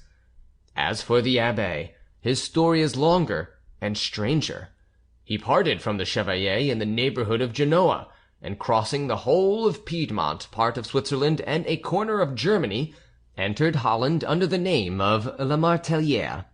After many hesitations as to the place where he would settle, he finally retired to Viane, of which the Count of Lippe was at the time sovereign. There he made the acquaintance of a gentleman who presented him to the Count as a French religious refugee. The Count, even in this first conversation, found that the foreigner who had come to seek safety in his dominions possessed not only great intelligence, but a very solid sort of intelligence, and seeing that the Frenchman was conversant with letters and with learning, proposed that he should undertake the education of his son, who at that time was 9 years old. Such a proposal was a stroke of fortune for the Abbé de Ganges, and he did not dream of refusing it. The Abbé de Ganges was one of those men who have great mastery over themselves. From the moment when he saw that his interest, nay, the very safety of his life required it, he concealed with extreme care whatever bad passions existed within him, and only allowed his good qualities to appear. He was a tutor who supervised the heart as sharply as the mind, and succeeded in making of his pupil a prince so accomplished in both respects that the Count of Lippe, making use of such wisdom and such knowledge, began to consult the tutor upon all matters of state, so that in course of time the so-called La Martelliere, without holding any public office, had become the soul of the little principality. The Countess had a young relation living with her, who, though without fortune, was of a great family, and for whom the Countess had a deep affection. It did not escape her notice that her son's tutor had inspired this poor young girl with warmer feelings than became her high station, and that the false La Martelliere, emboldened by his own growing credit, had done all he could to arouse and keep up these feelings. The Countess sent for her cousin, and having drawn from her a confession of her love, said that she herself had indeed a great regard for her son's governor, whom she and her husband intended to reward with pensions and with posts for the services he had rendered to their family and to the state, but that it was too lofty an ambition for a man whose name was La Martelliere, and who had no relations nor family that could be owned, to aspire to the hand of a girl who was related to a royal house, and that though she did not require that the man who married her cousin should be a Bourbon, a Montmorency, or a Rohan, she did at least desire that he should be somebody, though it were but a gentleman of Gascony or Poitou. The Countess of Lippe's young kinswoman went and repeated this answer, word for word, to her lover, expecting him to be overwhelmed by it. But, on the contrary, he replied that if his birth was the only obstacle that opposed their union, there might be means to remove it. In fact, the Abbé, having spent 8 years at the prince's court, amid the strongest testimonies of confidence and esteem, thought himself sure enough of the prince's goodwill to venture upon the avowal of his real name. He therefore asked an audience of the Countess, who immediately granted it. Bowing to her respectfully, he said, "Madame, I had flattered myself that your Highness honoured me with your esteem, and yet you now oppose my happiness. Your Highness's relative is willing to accept me as a husband, and the prince, your son, authorizes my wishes and pardons my boldness. What have I done to you, madame, that you alone should be against me? And with what can you reproach me during the 8 years that I have had the honour of serving your Highness?" "I have nothing to reproach you with, monsieur," replied the Countess, "but I do not wish to incur reproach on my own part by permitting such a marriage. I thought you too sensible and reasonable a man to need reminding that, While you confined yourself to suitable requests and moderate ambitions, you had reason to be pleased with our gratitude. Do you ask that your salary shall be doubled? The thing is easy. Do you desire important posts? They shall be given you. But do not, sir, so far forget yourself as to aspire to an alliance that you cannot flatter yourself with a hope of ever attaining." "But, madame," returned the petitioner, "who told you that my birth was so obscure as to debar me from all hope of obtaining your consent?" "Why, you yourself, monsieur, I think," answered the Countess in astonishment. "Or, if you did not say so, your name said so for you." "And if that name is not mine, madame," said the abbé, growing bolder, "if unfortunate, terrible, fatal circumstances have compelled me to take that name in order to hide another that was too unhappily famous, would your highness then be so unjust as not to change your mind?" "Monsieur," replied the Countess, "you have said too much now not to go on to the end. Who are you? Tell me, and if, as you give me to understand, you are of good birth, I swear to you that want of fortune shall not stand in the way." "Alas, madame," cried the abbé, throwing himself at her feet, "my name, I am sure, is but too familiar to your highness, and I would willingly at this moment give half my blood that you had never heard it uttered. But you have said it, madame, have gone too far to recede. Well, then, I am that unhappy Abbé de Ganges, whose crimes are known and of whom I have more than once heard you speak." "The Abbé de Ganges!" cried the Countess in horror. "The Abbé de Ganges! You are that execrable Abbé de Ganges whose very name makes one shudder. And to you, to a man thus infamous, we have entrusted the education of our only son. Oh, I hope, for all our sakes, monsieur, that you are speaking falsely. For if you were speaking the truth, I think I should have you arrested this very instant and taken back to France to undergo your punishment. The best thing you can do, if what you have said to me is true, is instantly to leave not only the castle, but the town and the principality. It will be torment enough for the rest of my life whenever I think that I have spent 7 years under the same roof with you." The abbé would have replied, but the Countess raised her voice so much that the young prince, who had been won over to his tutor's interests and who was listening at his mother's door, judged that his protégé's business was taking an unfavorable turn, and went in to try and put things right. He found his mother so much alarmed that she drew him into her by an instinctive movement, as though to put herself under his protection, and beg and pray as he might, he could only obtain permission for his tutor to go away undisturbed to any country of the world that he might prefer, but with an express prohibition of ever again entering the presence of the Count or the Countess of Lippe. The Abbé de Ganges withdrew to Amsterdam, where he became a teacher of languages, and where his lady love soon after came to him and married him. His pupil, whom his parents could not induce, even when they told him the real name of the false Lamartelliere, to share their horror of him, gave him assistance as long as he needed it, and this state of things continued until, upon his wife attaining her majority, he entered into possession of some property that belonged to her.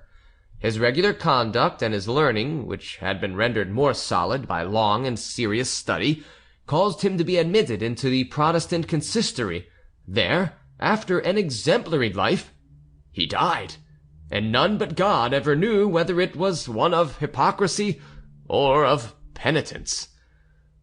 As for the Marquis de Ganges, who had been sentenced, as we have seen, to banishment and the confiscation of his property, he was conducted to the frontier of Savoy, and there set at liberty, after having spent 2 or 3 years abroad, so that the terrible catastrophe in which he had been concerned should have time to be hushed up. He came back to France, and as nobody, Madame de Rossan being now dead, was interested in prosecuting him, he returned to his castle at Ganges, and remained there pretty well hidden. Monsieur de Baville, indeed the lieutenant of Languedoc, learned that the Marquis had broken from his exile, but he was told at the same time that the Marquis, as a zealous Catholic, was forcing his vassals to attend Mass, whatever their religion might be. This was the period in which persons of the Reformed Church were being persecuted, and the zeal of the Marquis appeared to Monsieur de Baville to compensate and more than compensate for the peccadillo of which he had been accused. Consequently, instead of prosecuting him, he entered into secret communication with him, reassuring him about his stay in France, and urging on his religious zeal, and in this manner 12 years passed by. During this time, the Marquis's young son, whom we saw at his mother's deathbed, had reached the age of 20, and being rich in his father's possessions, which his uncle had restored to him, and also by his mother's inheritance, which he had shared with his sister, had married a girl of good family named Mademoiselle de Moissac, who was both rich and beautiful. Being called to serve in the royal army, the Count brought his young wife to the castle of Ganges, and having fervently commended her to his father, left her in his charge. The Marquis de Ganges was 42 years old, and scarcely seemed 30. He was one of the handsomest men living. He fell in love with his daughter-in-law and hoped to win her love, and in order to promote this design, his first care was to separate from her, under the excuse of religion, a maid who had been with her from childhood, and to whom she was greatly attached.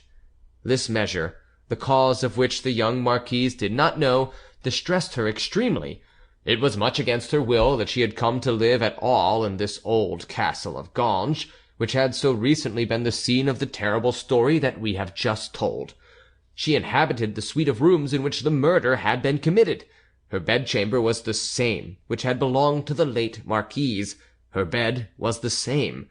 The window by which she had fled was before her eyes, and everything, down to the smallest article of furniture, recalled to her the details of that savage tragedy. But even worse was her case when she found it no longer possible to doubt her father-in-law's intentions, when she saw herself beloved by one whose very name had again and again made her childhood turn pale with terror, and when she was left alone at all hours of the day in the sole company of the man whom public rumor still pursued as a murderer. Perhaps in any other place the poor lonely girl might have found some strength in trusting herself to God. But there, where God had suffered one of the fairest and purest creatures that ever existed to perish by so cruel a death, she dared not appeal to him, for he seemed to have turned away from this family. She waited, therefore, in growing terror, spending her days as much as she could with the women of rank who lived in the little town of Ganges, and some of whom, eye-witnesses of her mother-in-law's murder, increased her terrors by the accounts which they gave of it, and which she, with the despairing obstinacy of fear, asked to hear again and again. As to her nights, she spent the greater part of them on her knees and fully dressed, trembling at the smallest sound, only breathing freely as daylight came back, and venturing to seek her bed for a few hours' rest. At last, the Marquis's attempts became so direct and so pressing that the poor young woman resolved to escape at all costs from his hands. Her first idea was to write to her father, explain to him her position, and ask help. But her father had not long been a Catholic, and had suffered much on behalf of the Reformed religion, and on these accounts it was clear that her letter would be opened by the Marquis on pretext of religion, and thus that step, instead of saving, might destroy her. She had thus but one resource. Her husband had always been a Catholic. Her husband was a captain of dragoons, faithful in the service of the king, and faithful in the service of God. There could be no excuse for opening a letter to him. She resolved to address herself to him, explained the position in which she found herself, got the address written by another hand, and sent the letter to Montpellier, where it was posted. The young Marquis was at Metz when he received his wife's missive. At that instant all his childish memories awoke. He beheld himself at his dying mother's bedside, vowing never to forget her, and pray daily for her. The image presented itself of this wife whom he adored, in the same room, exposed to the same violence, destined, perhaps, to the same fate. All this was enough to lead him to take positive action.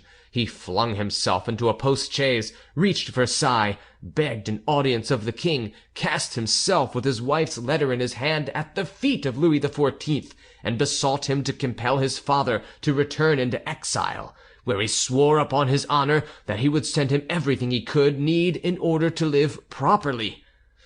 The king was not aware that the Marquis de Ganges had disobeyed the sentence of banishment, and the manner in which he learned it was not such as to make him pardon the contradiction of his laws. In consequence, he immediately ordered that if the Marquis de Ganges were found in France, he should be proceeded against with the utmost rigor. Happily for the Marquis, the Comte de Ganges, the only one of his brothers who had remained in France, and indeed in favour, learned the king's decision in time. He took post from Versailles, and making the greatest haste, went to warn him of the danger that was threatening.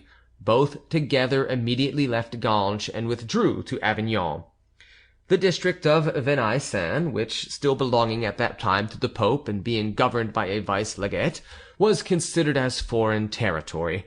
There he found his daughter, Madame d'Urban, who did all she could to induce him to stay with her, but to do so would have been to flout Louis XIV's orders too publicly, and the Marquis was afraid to remain so much in evidence lest evil should befall him.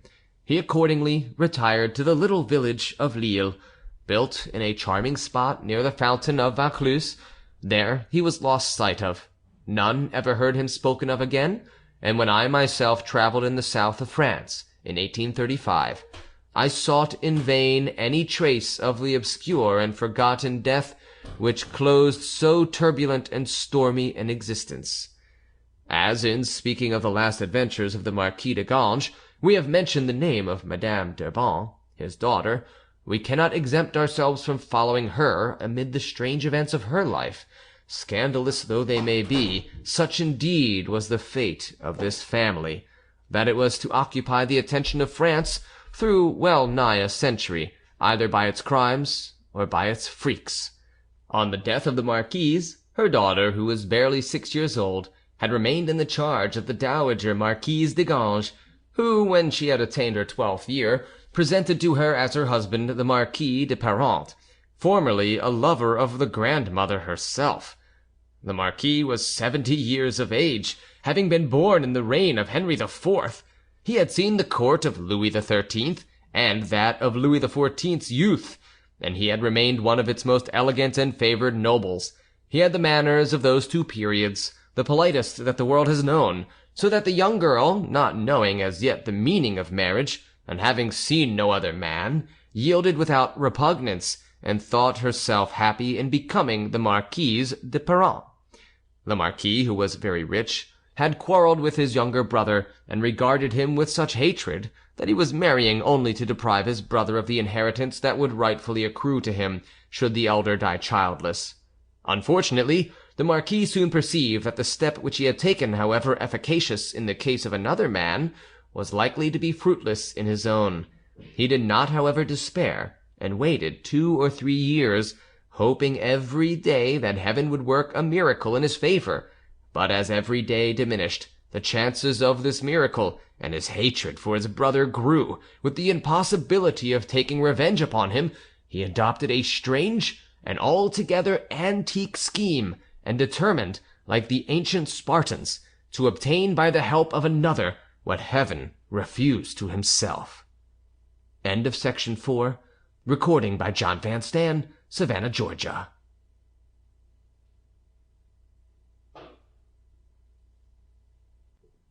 Section 5.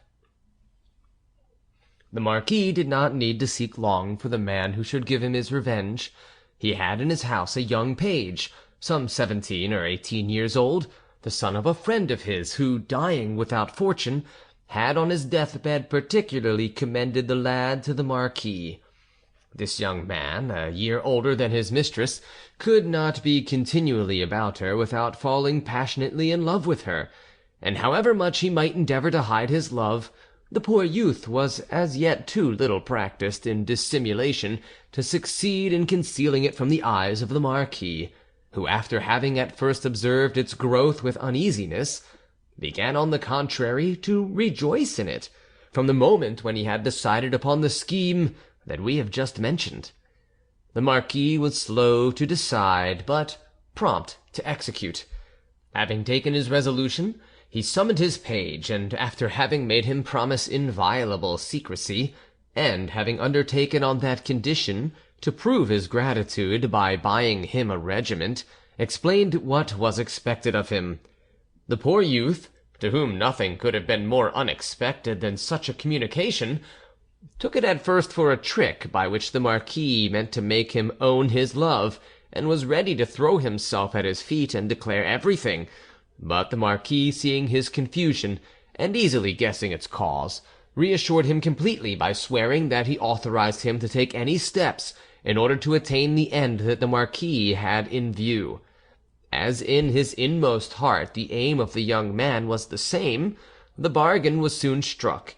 The page bound himself by the most terrible oaths to keep the secret, and the Marquis, in order to supply whatever assistance was in his power, gave him money to spend, believing that there was no woman, however virtuous, who could resist the combination of youth, beauty, and fortune.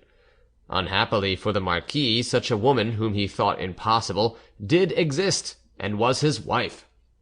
The page was so anxious to obey his master that from that very day his mistress remarked the alteration that arose from the permission given him, his prompt obedience to her orders, and his speed in executing them, in order to return a few moments the sooner to her presence. She was grateful to him, and in the simplicity of her heart she thanked him. 2 days later the page appeared before her splendidly dressed. She observed and remarked upon his improved appearance, and amused herself in conning all over the parts of his dress, as she might have done with a new doll. All this familiarity doubled the poor young man's passion, but he stood before his mistress, nevertheless, abashed and trembling, like Cherubino before his fair godmother.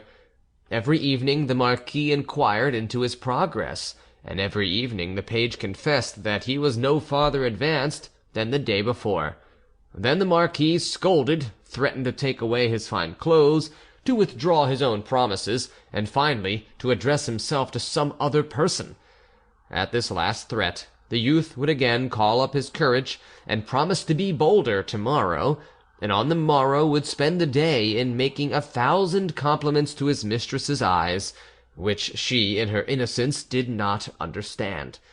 At last, one day, Madame de Perrant asked him what made him look at her thus, and he ventured to confess his love. But then Madame de Perrant, changing her whole demeanour, assumed a face of sternness, and bade him go out of her room. The poor lover obeyed, and ran in despair to confide his grief to the husband, who appeared sincerely to share it, but consoled him by saying that he had no doubt chosen his moment badly, that all women, even the least severe, had inauspicious hours in which they would not yield to attack, and that he must let a few days pass, which he must employ in making his peace, and then must take advantage of a better opportunity, and not allow himself to be rebuffed by a few refusals. And to these words the Marquis added a purse of gold, in order that the page might, if necessary, win over the Marquise's waiting-woman.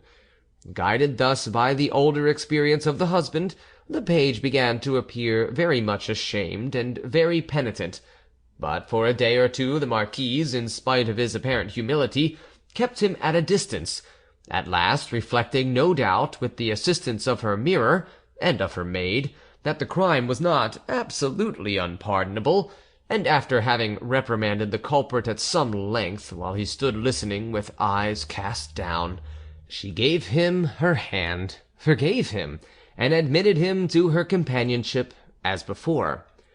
Things went on in this way for a week. The page no longer raised his eyes, and did not venture to open his mouth, and the Marquise was beginning to regret the time in which he used to look and to speak, when one fine day, while she was at her toilet, at which she had allowed him to be present, he seized the moment when the maid had left her alone to cast himself at her feet and tell her that he had vainly tried to stifle his love, and that, even although he were to die under the weight of her anger, he must tell her that this love was immense, eternal, stronger than his life. The Marquise, upon this, wished to send him away as on the former occasion, but instead of obeying her, the page, better instructed, took her in his arms. The Marquise called, screamed, broke her bell rope.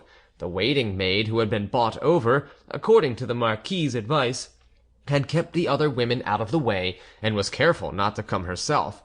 Then the Marquise, resisting force by force, freed herself from the page's arms, rushed to her husband's room, and there, bare-necked, with floating hair, and looking lovelier than ever, flung herself into his arms, and begged his protection against the insolent fellow who had just insulted her. But what was the amazement of the Marquise when, instead of the anger which she expected to see break forth, the Marquis answered coldly that what she was saying was incredible, that he had always found the young man very well behaved, and that no doubt, having taken up some frivolous ground of resentment against him, she was employing this means to get rid of him. But, he added, whatever might be his love for her and his desire to do everything that was agreeable to her, he begged her not to require this of him, the young man being his friend's son, and consequently his own adopted child. It was now the Marquise who, in her turn, retired abashed, not knowing what to make of such a reply, and fully resolving, since her husband's protection failed her, to keep herself well guarded by her own severity. Indeed, from that moment the Marquise behaved to the poor youth with so much prudery, that, loving her as he did, sincerely, he would have died of grief if he had not had the Marquis at hand to encourage and strengthen him. Nevertheless, the latter himself began to despair, and to be more troubled by the virtue of his wife than another man might have been by the levity of his.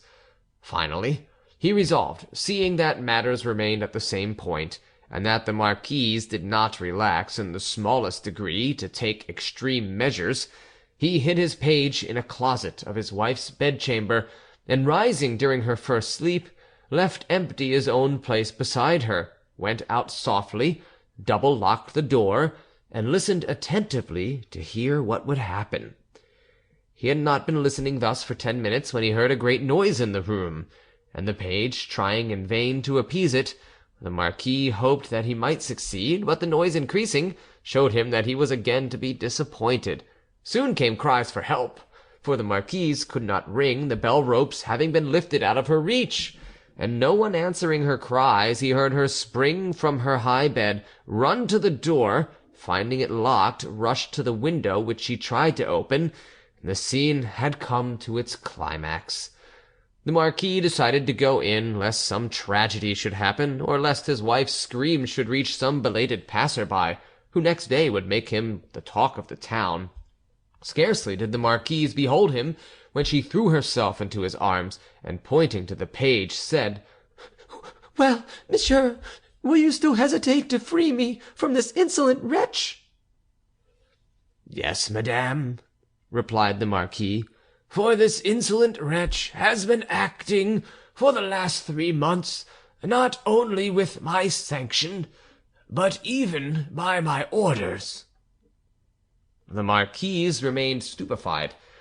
Then the Marquis, without sending away the page, gave his wife an explanation of all that had passed, and besought her to yield to his desire of obtaining a successor, whom he would regard as his own child so long as it was hers. But young though she was, the Marquise answered with a dignity unusual at her age, that his power over her had the limits that were set to it by law, and not those that it might please him to set in their place, and that however much she might wish to do what might be his pleasure, she would yet never obey him at the expense of her soul and her honour. So positive an answer, while it filled the husband with despair, proved to him that he must renounce the hope of obtaining an heir. But since the page was not to blame for this, he fulfilled the promise that he had made, bought him a regiment, and resigned himself to having the most virtuous wife in France. His repentance was not, however, of long duration. He died at the end of 3 months, after having confided to his friend the Marquis d'Urban the cause of his sorrows. The Marquis d'Urban had a son of marriageable age. He thought that he could find nothing more suitable for him than a wife whose virtue had come triumphantly through such a trial. He let her time of mourning pass, and then presented the young Marquis d'Urban, who succeeded in making his attentions acceptable to the beautiful widow, and soon became her husband.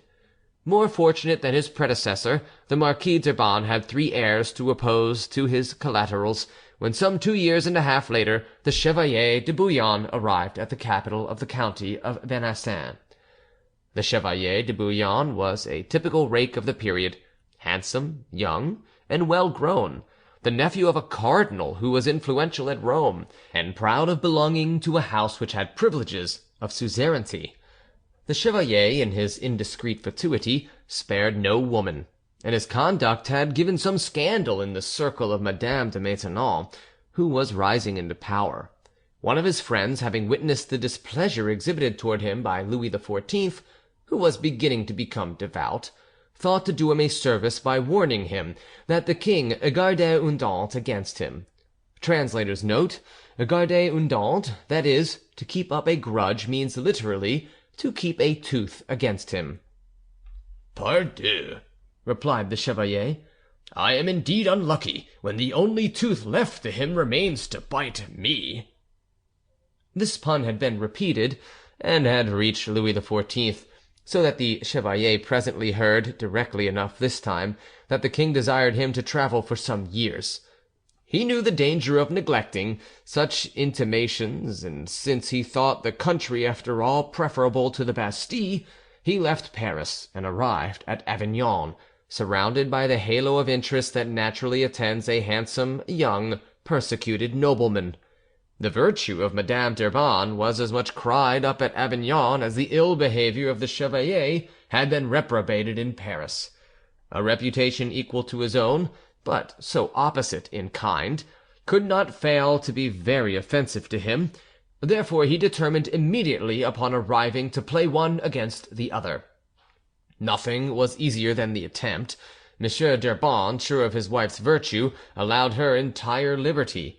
The Chevalier saw her wherever he chose to see her, and every time he saw her found means to express a growing passion.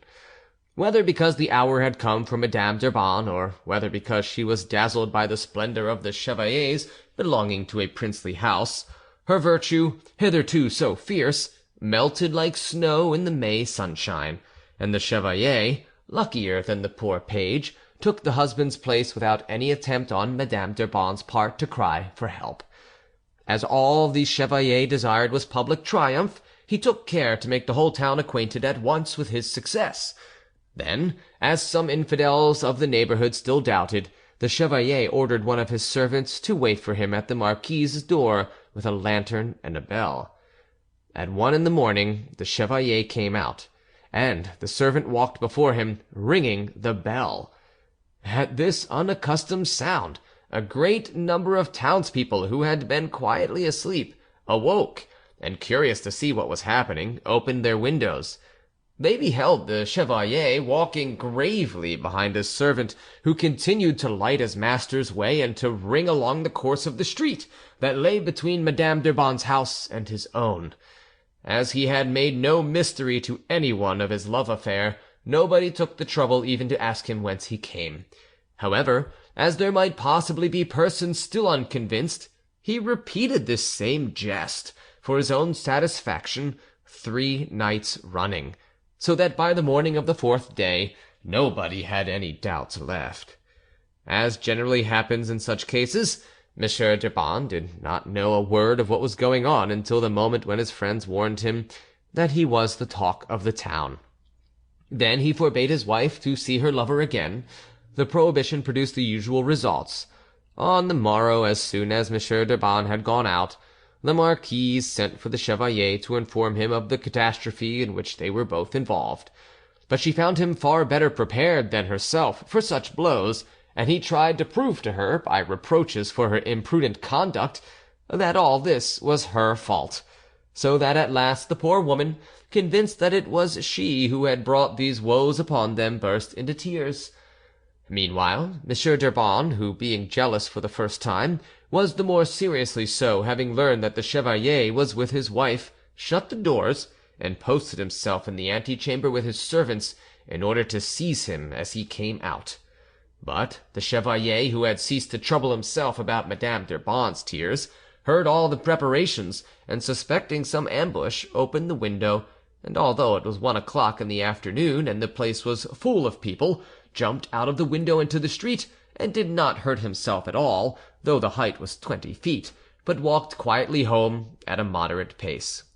The same evening, the chevalier, intending to relate his new adventure in all its details, invited some of his friends to sup with him at the pastry cook Lecoq's. This man, who was a brother of the famous Lecoq of the Rue Montorgueil, was the cleverest eating-house keeper in Avignon. His own unusual corpulence commended his cookery, and when he stood at the door, constituted an advertisement for his restaurant. The good man, knowing with what delicate appetites he had to deal, did his very best that evening, and that nothing might be wanting, waited upon his guests himself. They spent the night drinking, and toward morning the chevalier and his companions, being then drunk, espied their host standing respectfully at the door, his face wreathed in smiles. The chevalier called him nearer, poured him out a glass of wine, and made him drink with them. Then, as the poor wretch, confused at such an honour, was thanking him with many bows, he said, "Pardieu, you are too fat for Lecoq. I must make you a capon." This strange proposition was received as men would receive it who were drunk and accustomed by their position to impunity. The unfortunate pastry cook was seized, bound down upon the table, and died under their treatment. The vice-legate, being informed of the murder by one of the waiters, who had run in on hearing his master's shrieks, and had found him covered with blood in the hands of his butchers, was at first inclined to arrest the chevalier and bring him conspicuously to punishment. But he was restrained by his regard for the Cardinal de Bouillon, the chevalier's uncle, and contented himself with warning the culprit that unless he left the town instantly, he would be put into the hands of the authorities. The chevalier, who was beginning to have had enough of Avignon, did not wait to be told twice, ordered the wheels of his chaise to be greased and horses to be brought. In the interval, before they were ready, the fancy took him to go and see Madame d'Urban again. As the house of the marquise was the very last at which, after the manner of his leaving it the day before, the chevalier was expected at such an hour, he got in with the greatest ease, and meeting a lady's maid, who was in his interests, was taken to the room where the marquise was. She, who had not reckoned upon seeing the chevalier again, received him with all the raptures of which a woman in love is capable, especially when her love is a forbidden one. But the chevalier soon put an end to them by announcing that his visit was a visit of farewell, and by telling her the reason that obliged him to leave. The marquise was like the woman who pitied the fatigue of the poor horses that tore Damien limb from limb. All her commiseration was for the chevalier, who, on account of such a trifle, was being forced to leave Avignon. At last the farewell had to be uttered, and as the chevalier, not knowing what to say at the fatal moment, complained that he had no memento of her, the marquise took down the frame that contained a portrait of herself corresponding with one of her husband, and tearing out the canvas, rolled it up, and gave it to the chevalier. The latter, so far from being touched by this token of love, laid it down as he went away upon a piece of furniture, where the marquise found it a half an hour later. She imagined that his mind being so full of the original, he had forgotten the copy, and representing to herself the sorrow which the discovery of this forgetfulness would cause him, she sent for a servant, gave him the picture, and ordered him to take horse and ride after the chevalier's chaise. The man took a post-horse, and making great speed, perceived the fugitive in the distance just as the latter had finished changing horses.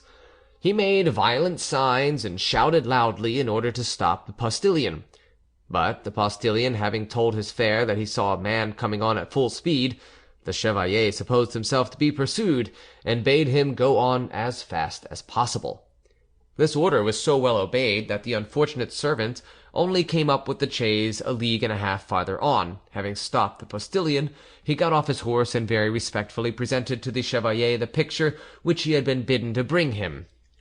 But the chevalier, having recovered from his first alarm, bade him go about his business and take back the portrait, which was of no use to him, to the sender. The servant, however, like a faithful messenger, declared that his orders were positive, and that he should not dare go back to Madame d'Urban without fulfilling them. The chevalier, seeing that he could not conquer the man's determination, sent his postilion to a farrier, whose house lay on the road, for a hammer and 4 nails, and with his own hands nailed the portrait to the back of his chaise. Then he stepped in again, bade the postilion whip up his horses, and drove away, leaving Madame d'Urban's messenger greatly astonished at the manner in which the chevalier had used his mistress's portrait. At the next stage, the postilion who was going back asked for his money, and the chevalier answered that he had none. The postilion persisted. Then the chevalier got out of his chaise, unfastened Madame d'Urban's portrait, and told him that he need only put it up for sale in Avignon, and declare how it had come into his possession, in order to receive 20 times the price of his stage. The postilion, seeing that nothing else was to be got out of the chevalier, accepted the pledge, and following his instructions precisely, exhibited it next morning at the door of a dealer in the town, together with an exact statement of the story. The picture was bought back the same day for 25 louis. As may be supposed, the adventure was much talked of throughout the town. Next day Madame d'Urban disappeared, no one knew whither, at the very time when the relatives of the Marquis were met together, and had decided to ask the king for a lettre de cachet. One of the gentlemen present was entrusted with the duty of taking the necessary steps, but whether because he was not active enough, or whether because he was in Madame d'Urban's interests, nothing further was heard in Avignon of any consequences ensuing from such steps. In the meantime, Madame d'Urban, who had gone to the house of an aunt, opened negotiations with her husband that were entirely successful, and a month after this adventure she returned triumphantly to the conjugal roof. 200 pistoles, given by the Cardinal de Bouillon, pacified the family of the unfortunate pastry cook, who at first had given notice of the affair to the police, but who soon afterwards withdrew their complaint, and gave out that they had taken action too hastily on the strength of a story told in joke, and that further inquiries showed their relative to have died of an apoplectic stroke. Thanks to this declaration, which exculpated the Chevalier de Bouillon in the eyes of the king, he was allowed, after travelling for 2 years in Italy and in Germany, to return undisturbed to France. Thus ends, not the family of Ganges, but the commotion which the family made in the world. From time to time, indeed, the playwright or the novelist calls up the pale and blood-stained figure of the Marquise to appear either on the stage or in a book, but the evocation almost always ceases at her, and many persons who have written about the mother do not even know what became of the children. Our intention has been to fill this gap. That is why we have tried to tell what our predecessors left out, and offer to our readers what the stage, and often the actual world, offers comedy after melodrama. End of Section 5. End of Celebrated Crimes, Volume 8, Part 3, The Marquise de Ganges. End of Celebrated Crimes, by Alexandre Dumas, translated by George Burnham Ives.